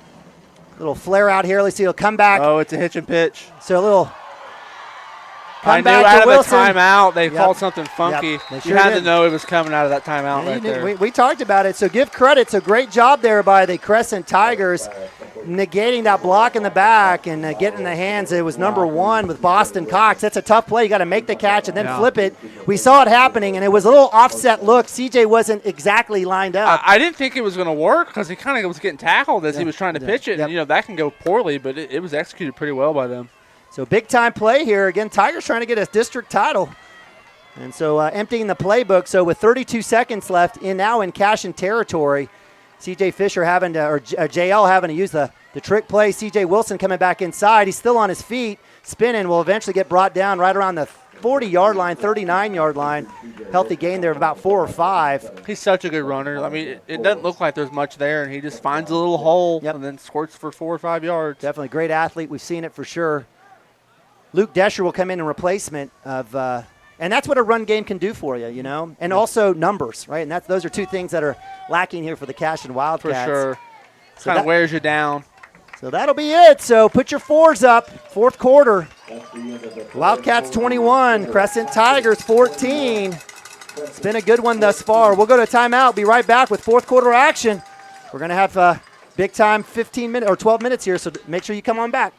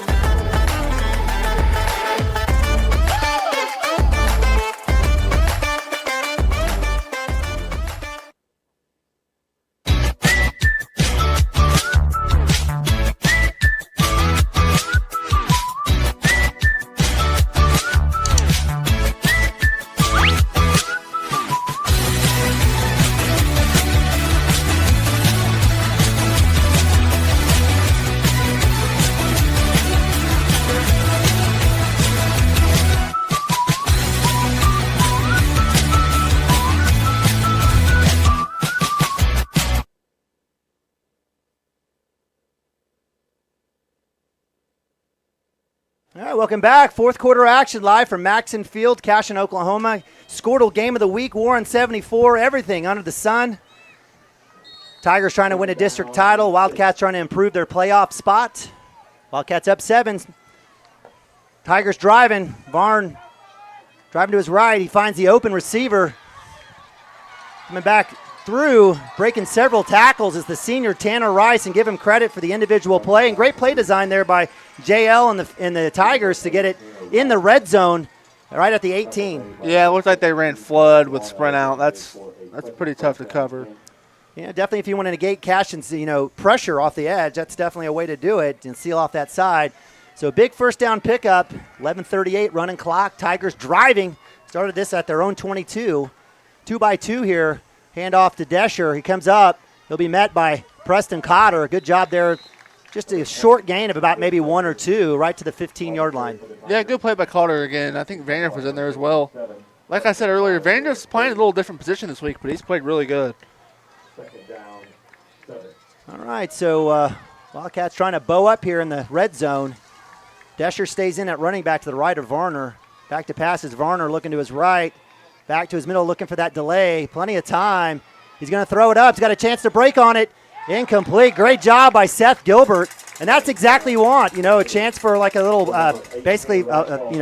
potluck ball, and went up and got it. Yeah, really good play. It looked like he tried to run a corner there, and Gilbert was all over it. So great coverage by the DBs. Good job by the Cashion D-line keeping Varner in the pocket. Big third down here. Definitely 4-down territory for the Tigers. They're not passing up on this. I don't think they're kicking field goals. Definitely not. Seth's had a really good game on both sides of the ball so far. Absolutely. Again, that bunch 2-by-2. We've seen this Desher in the backfield. Back to pass is Varner. He's going to look across the middle, looking for something. Across the middle, he's got C.J. Wilson, and he hangs on to it. Great individual play by C.J. Wilson. And I'm telling you, Varner's first, second, third, fourth, and fifth option is C.J. Wilson. You called it earlier. When they had him in the slot, that should be a red flag. When they have him out there split out, they're doing something with him. They're either bringing him in motion or they want to throw it to him. That should bring our attention. All right, so first and goal. Big catch there at the 2-yard line, and see the Cashion Wildcat defense can bow up here as they go Wildcat with Tanner Rice now. You called it, partner. They're going to go on that double fullback side. They do. They thick it. Get the outside. Shoestring tackle not there as Gilbert is unable to get him, and that'll be a touchdown for the Crescent Tigers. Yeah, any short yardage, they're getting in that Wildcat, and they're just running it right to those two fullbacks. And it's just a numbers game. That's hard. It's tough. That's Rice's second touchdown of the game. Looks like they'll go ahead and kick the extra point. crucial extra point. Yeah. And it's windy tonight, so this isn't just a gimme. Wildcats showing outside pressure. Let's see if they can get to it. Low snap. It's blocked. That's a big stop. Cashion Wildcats, Max Brown. Guess who? So it was really a bad snap, and that's what screwed them up. It slowed them down so much. All right, so the Wildcats are able to get a very important stop on an extra point to maintain a 1-point lead, 20-21. So with 10:32, if you're Coach Shaq, you just run your offense, you just go get it? Definitely. With the way they've been moving the ball, you keep scoring. So, I mean, if you make it, you make it 28-20, you're sitting pretty at this point. All right, so with that, the Wildcats will be receiving. They'll be moving from east to west, right to left on your screen. Appreciate you guys joining us here on the Game of the Week, and it's been everything but that. A lot of emotion, a lot of, again, this is a rivalry game. The retiring of Brexton Green's jersey here, the number 10, will never be worn again. Yeah, really emotional night for the Wildcats, for sure. I mean, I know even some of those Crescent kids were friends. Oh, yeah, heck yeah. Brexton. It's hard not to run into kids around here. For sure. All right, so Wildcats, 10:32, have a chance to extend the lead.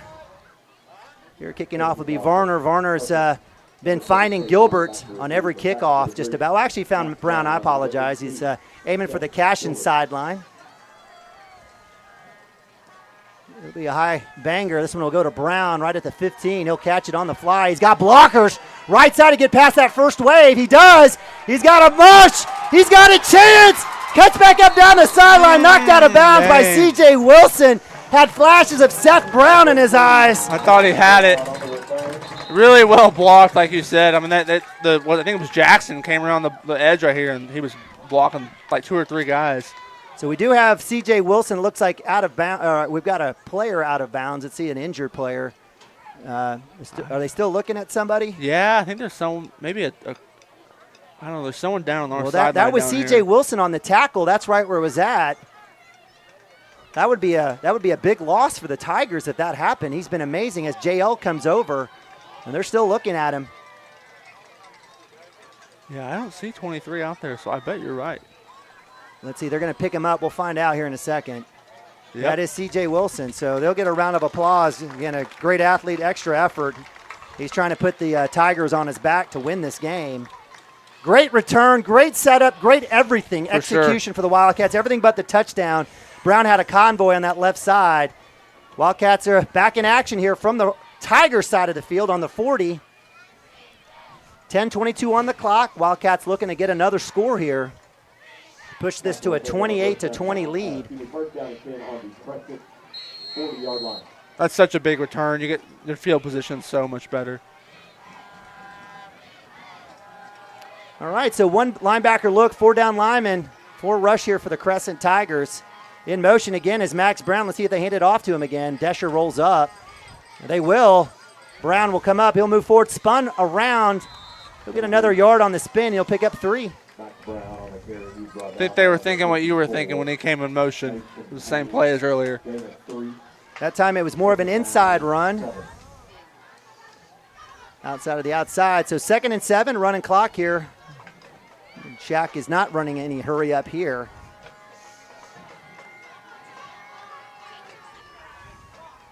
Two by two up top, both Gilbert and Frazee, Seth and Frazee up top. Double tight end look here is Max Brown and Timmy Jones in at tight end. Max Brown getting the quadruple team look. Back to pass Acord. He'll look back to his right. Down the middle, too high. Ooh. He's missed Frazee on a couple of those. And I don't know, is that a receiver issue or is that the quarterback I think issue? that was, he kind of missed him there. Kind of threw it a little high there. Because he was pretty open, I think, on the dig. So that'll bring up a big 3rd down here, 3rd and 7 on the incompletion. Wildcats will stay empty. A little substitution here for the Crescent Tigers. Wildcats in no hurry, 16 on the play clock, 9:36. Back to pass, Acord looking at Brown, rolls to his right. He's got a chance to run it if he wants to keep it. We'll toss it up. And that's exactly right. Acord, I think, has a chance to get a 1st down if he just tucks it. And that's a situation where He floats it out there to Frazee and misses it, and that'll bring up 4th down. So it looks like most likely punt situation here for the Wildcats. Yeah, that's one of those where you think he may have had a chance if he had tucked it. Maybe could have got it. At least could have made it, 4th and 2, where you have a chance to go for it here. And that's what you do. You want to take the high percentage. You're deep, and that gives you a chance. So punt now for the Wildcats. C.J. Wilson back for the Tigers. High spiral. Great punt there by Gilbert. It's going to hit, and it's going to roll in the end zone. He had a chance as his brother Kai was racing down there to get it. So that'll be a Crescent ball from the 20-yard line. It was a good try there on the punt. I thought it was maybe going to kick sideways more than it did. It kind of kicked forward. Not a great bounce for the Wildcats there. All right, so big part of the game here is the Wildcats get a great return from Max Brown. Unfortunately, go 3 and out on 2 overthrows from Acord looking for Frazee. And it'll be Crescent ball, 9:21 on the clock. They basically can do whatever they need to do. If they want to take their time, they can. Oh, for sure. They have the whole playbook's open now. 9 minutes, only down 1. C.J. Wilson obviously not hurt. He's back out there at running back. They're going to roll right or left, looking for a pass, and that'll be short. Intended receiver is Isaiah Lovett in coverage. It looked like it was Cooper Frazee, so good job there by the Wildcats, drawing up the incompletion. Yeah, it looks like they tried to run that flood play again to the opposite side that time, and Cashion had it covered a little better that time. All right, again, appreciate you guys joining us here on Cashion Wildcat TV, powered by Squirtle. Wildcats looking to get a improvement in playoff, but also, more importantly, get a big win over their rival, the Crescent Tigers. 2nd and 10, clock stop 9:17. Varner getting pressured. He's going to have to throw it. He does. It's up top. And amazing. Got to give credit to number 80. Another huge catch. We've called his name Chisholm Watson. Varner just throws a prayer up, and it was answered. That time it was number 80, and that'll be enough for a 1st down. Yeah, that's the 2nd catch tonight for 80 that was pretty impressive. That one was tough. I mean, he was like, was it Seth that was all over him? Yep. He was under him, and he still made the play. So getting pressured there by Jackson Vandruff. Varner was able to elude it, set his feet, make a good throw. It's 1st and 10 from the 32, clock running, 8:52 on the clock. Varner will keep it. He's got a big hole up the middle. He's going to cut back outside. Hopefully the Wildcats can stop him. And great individual play and great play call as Tigers are in Cashion territory. Yeah, a little quarterback keeper kind of hit us on the backside. It was honestly a pretty good play by Kai to keep it from scoring a touchdown. So ball at the 40 on the Cashion side of the field. 1st and 10, clock running, 8:36 here, 4th quarter. Tigers looking to take the lead. They've had 2 possessions. They've had 2 touchdowns. This is their 3rd possession of the 2nd half. Varner hand off to C.J. Wilson. No block in the back, no hold. He'll cut back outside. Tripped up. Great job by Cooper Frazee. And Jackson Vandruff throws his hands up, wondering where the flag was at, but it wasn't called. And a great job by Frazee. Individual play out in open field to get that big tackle. Great tackle by Frazee. I mean, he saved 15, 20 yards probably. Not sure what's going on with the camera here, but we'll get you guys hopefully not throwing up on the something happened there with the tripod. Not sure what happened, but appreciate our fantastic camera guys, Mark Parrott, Gage Beddick, and Colton Niemeyer. So 2nd and 7, clock running, 7:44. Desher, who's checked in at running back. Back to passes. Varner, he's going to look for that quick hitch at the sticks. And that's off the hands. Intended receiver was number 1, Boston Cox. Max Brown in coverage, and that'll fall incomplete. 3rd and 7. Like you said, they love to run those little hitch routes right at the sticks. You got to be aware of that, especially on 3rd down right here. All right, so definitely 4-down territory. Wildcats are going to have to bow up here a couple times. Quarterback run. Yeah, that or even just run the ball and make it an easier 4th down, All right, so they've hurt us though. Just drop back pass game in the 2nd half. Trips up top. Aced out his number 80. We've called his name quite a bit. Varner back to pass, looking to his left. Pressure's on. He's going to try to dump it down. He does. He finds number 8, Tanner Rice. Short. He'll be short, and it'll be a big 4th down play here for the Cashion defense. Good job by Cashion there to kind of rally on the check down. I thought he was probably going to get it. This is a huge play. 4th down and 1. So 4th and 1, 7:14 running clock. I bet they get in the wildcat they are. and run to the two tight end side, the two fullback side, if I had to guess. So Tanner Rice, who can throw the ball as well. I don't know if this is the spot that they do it. JL, he's asking his guys to come over. So we know what happened last time out of a timeout. Yeah, they ran that hitch and pitch. They've only tried to throw it out of this formation, I think, one time tonight. I think they tried to run sprint out. They did, you're right. In the first half, and they right. didn't complete it, but they've only tried to do it once. So I would expect them to get in that wildcat and just run it, inside would be my guess. All right, so we'll take a timeout here as well. Be right back. Cashion Wildcat TV. Wiggins, Sewell, and Ogletree is dedicated to championing our clients through complicated and challenging litigations. We pride ourselves on a proven track record of success brought forth by fierce litigation skills. The lawyers and staff of our firm are dedicated to effective and personalized representation for every client who entrusts our service. Uncompromising integrity, unparalleled results. Call Wiggins, Sewell, and Ogletree, 405-232-1211. All right, welcome back. Cashion Wildcat TV. Game of the week here live from Maxson Field. Naaman Abavi, Seth Brown bringing tonight's action. A3 action as the Wildcats taking on the Crescent Tigers here in War on 74. Seth, you called it was going to be a good one. In fact, Chris talked about it as well, and we've had every bit of that as we have a 1-point game here. Wildcats hanging on, 21-20, 6:45 left. 4th and 1 from the Cashion 31. A little different formation here. They got fullbacks on both sides of the quarterback this time. I still expect Power inside. Run. Tanner Rice will come up the middle. Will it be enough? I think he's short. He is short. I think where they're spotting this right at the 30, I think the Wildcats got to stop. That's a horrible spot. He was half a yard back. That's short, but they're going to give it to him. He was literally half a yard behind there. All right, so very close play there. I thought that the marker was just past the 30, but it gets right to the 30. So first down. Again, give credit to the Tigers. They're able to hit a big completion on 3rd down to get them to 4th and 1 and convert that by an inch to get the first down. That check down on 3rd and 8 is what got them that 4th and 1, no doubt.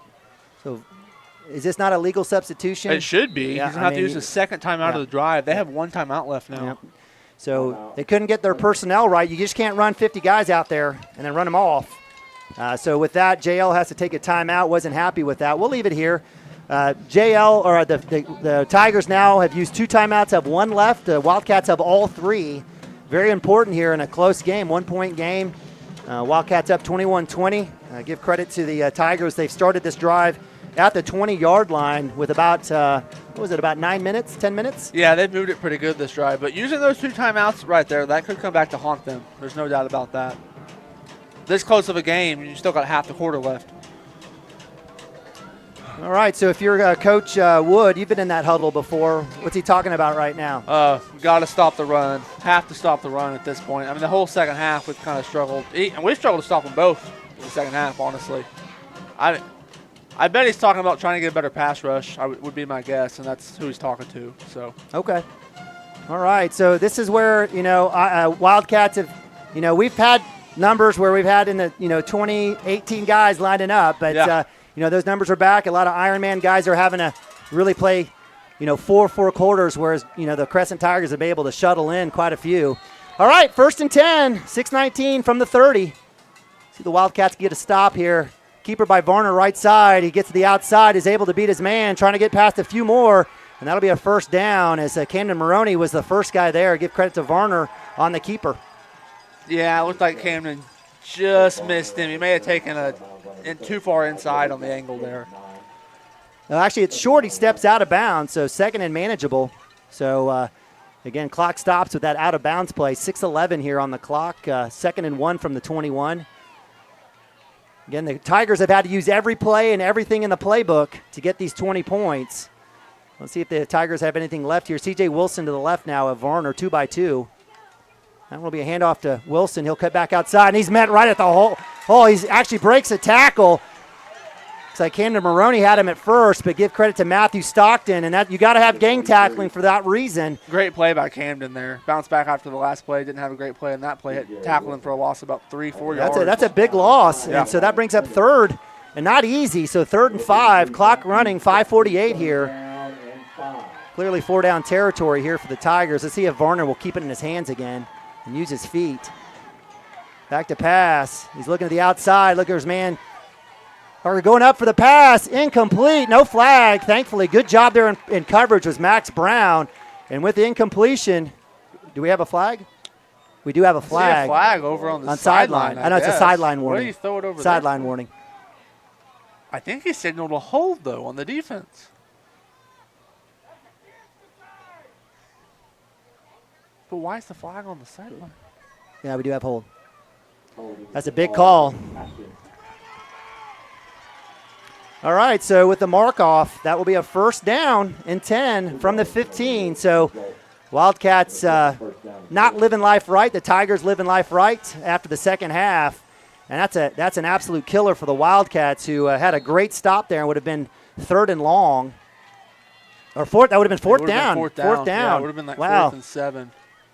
I thought it was close. I thought he probably got a little handsy. So Shaq's going to call a timeout, and he's going to argue it, though. Yeah, we'll see what happens here. But it's a tough call, and these are situations where, if advantage was gained, I understand. Yeah. But, you don't want to take control of the game. This has been a fantastic game, and now you put it in the hands of the officials. So especially in a time like that. It would have been 4th and 7 with 5 minutes to go in the game, and a 1-point game, and that's a tough call. Yeah. All right, so Coach getting the explanation here with the timeout. And I don't know, maybe he might be grandstanding to maybe get another call for himself on the I think he just wants the same calls the other way. I mean, if you're they're double covering our guy and they're jamming him, and that's basically what they were doing right there. I don't see what the difference is, which is what he's saying. See?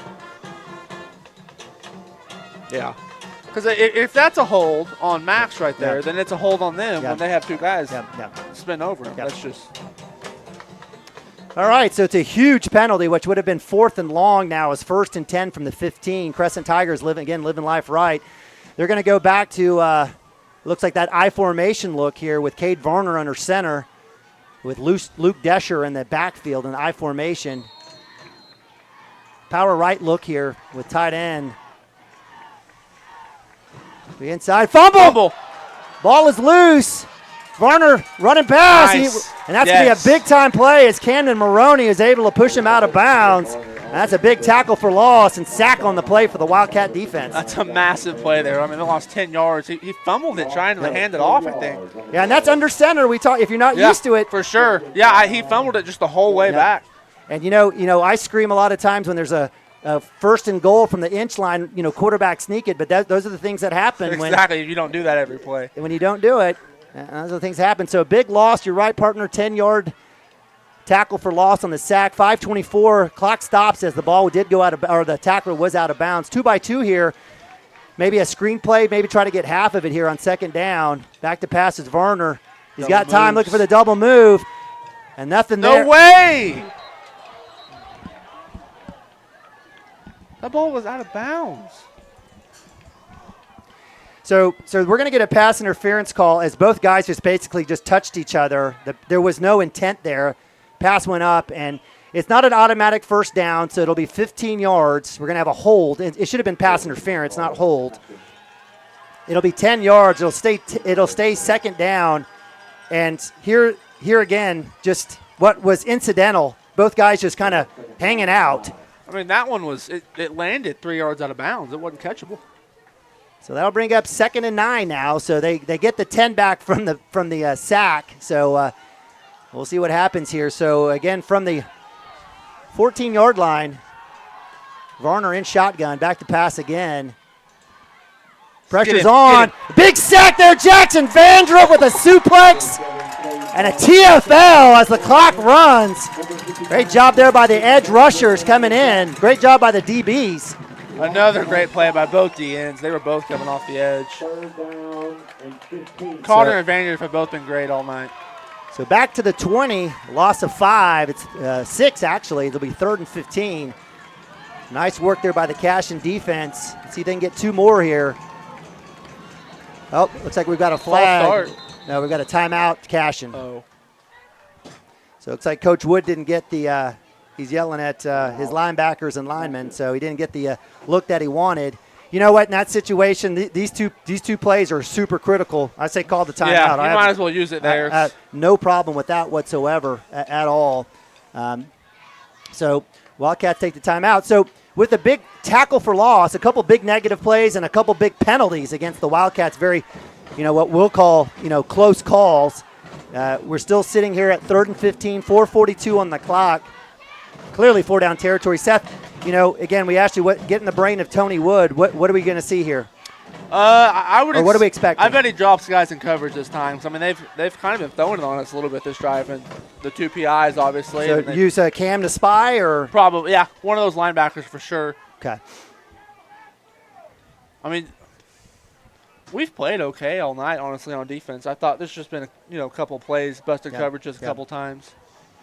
All right, so out of the timeout, Wildcats will be looking to stop the Tigers here from the 20, 3rd and 15, 4:42. It's been a great game. Appreciate you guys joining us here, free of charge on the Squirtle Network, CashionWildcats.tv. All right, trips right this time on the wide side. Varner in shotgun. C.J. Wilson goes out into the flats. Wheel route. They're going to come back to him. Incomplete as Camden Maroney was there in coverage. A little rush throw there, and it'll be 4th down. Yeah, it looked like they were trying to run a wheel route there to Wilson again. And he looked like he just let him a little too much. Well, hey, if you're Cashion, it's either 23 or 8. It's or 80, I'm sorry, 23 80. or 80. Yes. Yeah, don't let 23 or 80 beat you here. Big down, 4th down. Wildcats with the blitz outside, pressure inside, in his face, ball goes up. Is it caught? No way. Wow. Great catch. And who catches it? C.J. Wilson. Yep. Wow. What a throw and what a catch. Cooper Frazee in coverage out of the backfield. C.J. Wilson does a wheel. And that's another sideline, and we have a penalty flag down. Let's see what happens here. Is this after the play, maybe roughing the passer? Yeah, that'd be my guess with where it is. I know. It's roughing the passer. I know that Varner took a big hit. And they're talking about where they want to take it. So if they take it, they can get it from the 1 for the 2-point conversion. Which they should do because they need it.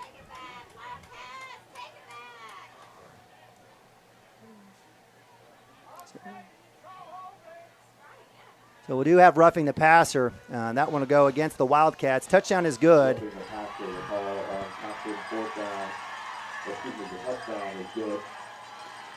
All right, so they most likely will take it on the kickoff. And so add the 6 for the Wildcats. Oh, I'm sorry, for the Tigers. Another good throw and a great play by C.J. Wilson yet again. So 5-point lead. They're going to have to go for 2 here. They're going to enforce it on the kickoff. Huh. Yep. I don't understand that. Well, I think he has his choice. Yeah, no, he definitely has his choice. No, they're going to be going for 2 here. We'll have to. So, all right, so big stop here for the Wildcats. Big stop. A touchdown will win the game for the Wildcats. Under center is Varner. He's got Desher in the backfield. Play action. He's going to keep it. He's going to roll out. And he's definitely going to get it. So, good call as Camden Maroney gets knocked down off the edge. And that'll be a 2-point extra point conversion. That's good. And that'll move the lead back up 28-21. Good design there by Crescent. Ran a little boot on the backside. There was nobody there. Well, this is a big drive for the Wildcats here. Yeah, that's a say the least here. So Wildcats get punched in the mouth. Let's see if they can swing back. So give credit to the Tigers. 3 possessions, 3 touchdowns. And, again, 3 really tough penalties that aided the Crescent Tigers in the red zone. Yeah, both those penalties on Max, they both hurt. Then they hurt the team, both of them. You can't. The one was it on 4th down? Or it was on 3rd and 20. No, I think it was on 4th down. Yeah, you just can't do that. No, it was on 3rd down. You're right. No, it was on 4th down because they didn't convert. I think it was on 3rd and long, and that made it or second and long. Yeah, maybe. something like that. Yeah. All right. Well, Wildcats will go out and kick off. Most likely, again, you might see maybe a squib kick. I don't necessarily see that, but they'll be kicking from the 50 or the 45 on the Cashion side. So the Wildcats will stay right around the 15. Anything carried over will go to the 20. So just a tough scenario where you give up a touchdown and then get a roughing the passer penalty. Yeah, 'cause now they can kind of, squib one down there and pin you deep. Field position could be bad here. Max Brown sitting right around the 4, Gilbert right around the 6.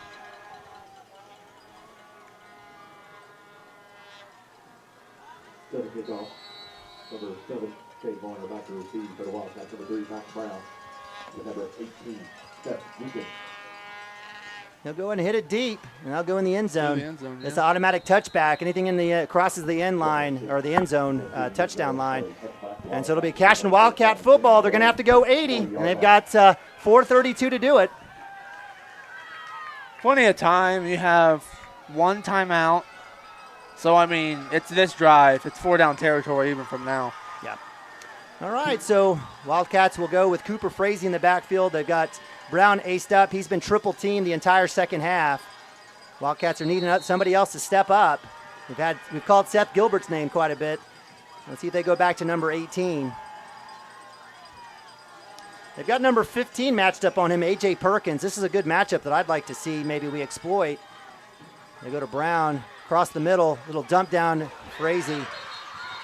Frazee drops the screenplay, and that'll fall incomplete. Yeah, try to run that screen that they've been running all night, and I think they had it again. I think he kind of got a little pressure, and it wasn't a great throw. Had a first down there, I think, too. All right, yeah, they were running Max away. They ran him on a post away from the edge. Yep. All right, 2nd and 10. Definitely do or die here for the Wildcats, 4:28. With only one timeout left, I don't think there's a chance to punt. Back to pass. The out. Nice find there by Gilbert. Good and play. he'll get the first down. Out of Great bounds, job there too. to Kai, out of bounds for the first. Are they going to mark him short? What? We do have call a hold.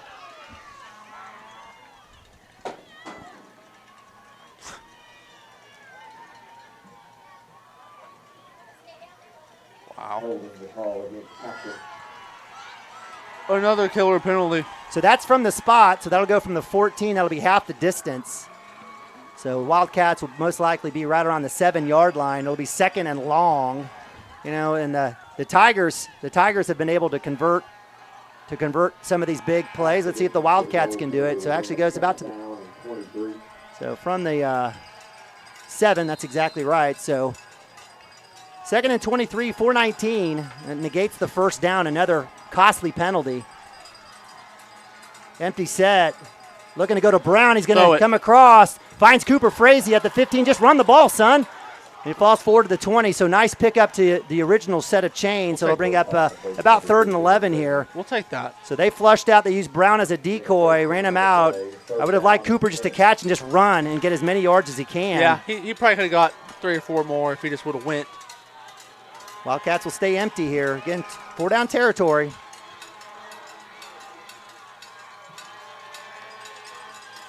Back to pass, looking back to his right, coming back to the out. Brown with a huge catch. Will it be enough for a first? It'll be right at the marker. It should be a first down at the 30. So yes, sir, Max Brown, very close. Great job there by Acord finding Brown. Great throw by Chance.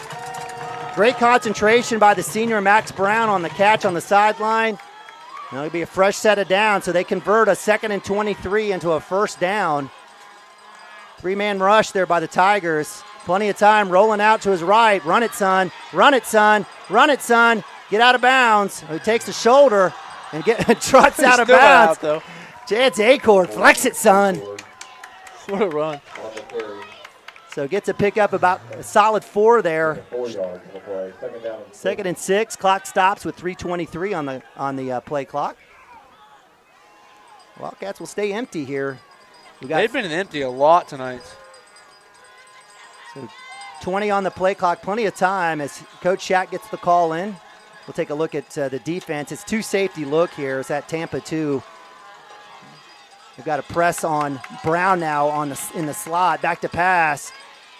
Acord steps up, goes to the out to Frazee, finds him, catches it, slips, falls. Oh, he slipped. And that's a nice gain of about 9. He's looking for that cutback. Tackle made by number 15, A.J. Perkins. Wildcats hurrying up, 3rd and short here. 3:07 running clock, plenty of time. No need to rush. Quarterback run, maybe? It sure is. Acord will keep it. He's got a huge lane to the 50. Bowls over. Takes it right to number 2, Isaiah Lovett. Acord showing some grit. That'll be another big Cashion first down. I think he can do it again if he wants. Run the same play. Wildcats stay empty.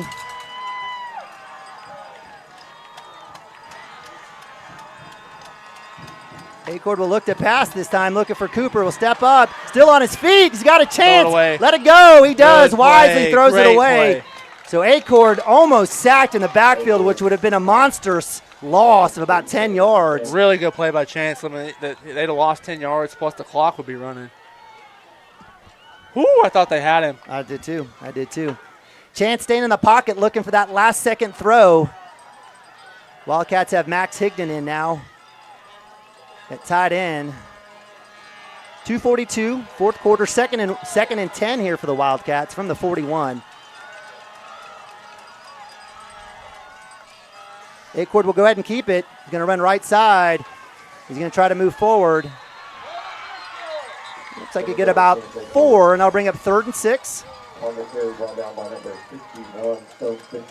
So give credit to, go ahead. You may run the ball again and get, 4th and 3, 4th and 2 with the quarterback.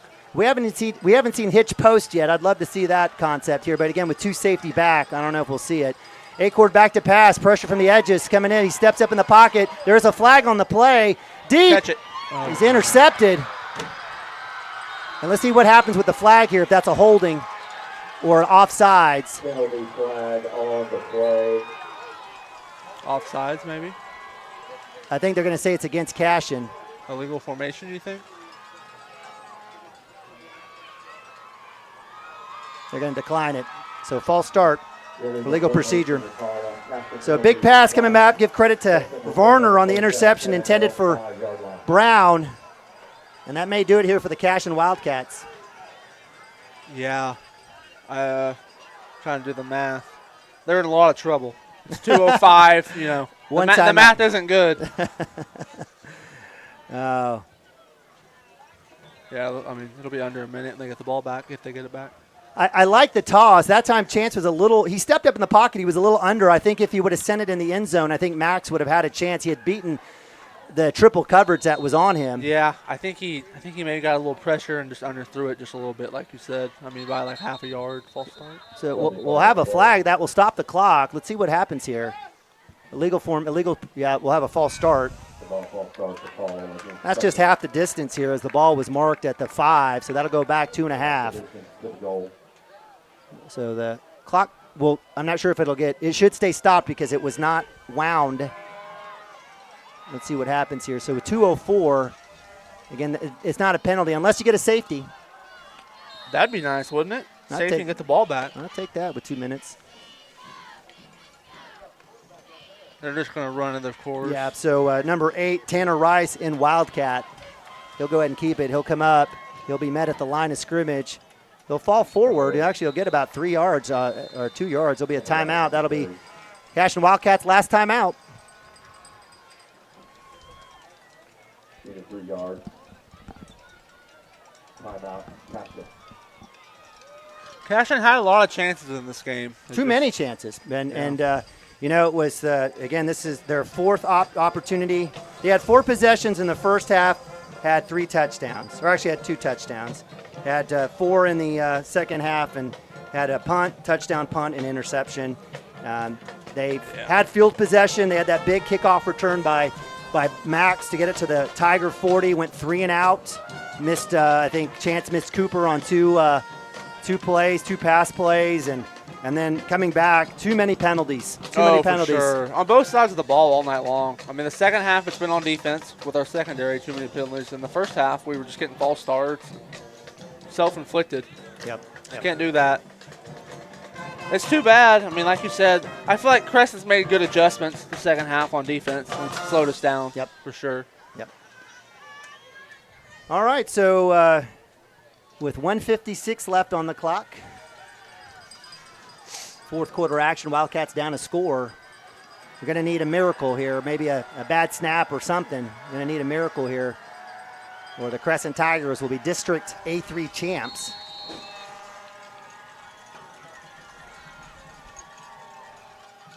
Keeper needs to go down. He will. Clock will stop. Well, actually, the whistle will blow. Clock will run. It'll be third down. So 40 seconds, 80 seconds. And we might have the ball with 20 seconds. Yeah, I think it's like 27 or something, 25, somewhere in there. It's going to be at like midfield, though. You're going to need a couple throws at it if you can stop them right here. Wouldn't that be exciting? It would. I think in like 2011, I think Cashion won in a similar manner on like a heave at the end, a Hail Mary up there. So they'll let this play clock work down. 1:14 on the game clock, 5 on the play clock. Keeper by. Oh no! And that's going to be it. Unless he can punch it out. Punch it out, yeah. All right, so give credit to Tanner Rice on the keeper, and that'll be it. Wildcats will fall to 4-6 on the season. That'll end the home stand for the Cashion Wildcats, which has been I would call it up and down season for the Wildcats. Just a weird season. Yeah, we've struggled this year. I mean, 4-6 isn't great. We've played a hard schedule. Oh, to well, be yeah. fair. I mean, yeah. Honestly, yeah. I mean, we could have manned up with some Class A competition, and instead of we take on 4A, 2A, 2A. Yeah. And again, that 2A team's ranked 1, by the way. Yeah. And Posca is not bad either. So, so a little victory formation here for the Crescent Tigers, and that'll end it for the Cashion Crescent rivalry. And the Crescent Tigers victorious, second time in the history. Okay, buddy. And that'll be a final. So give credit to Coach J.L. Fisher. He running out to catch Coach Shack.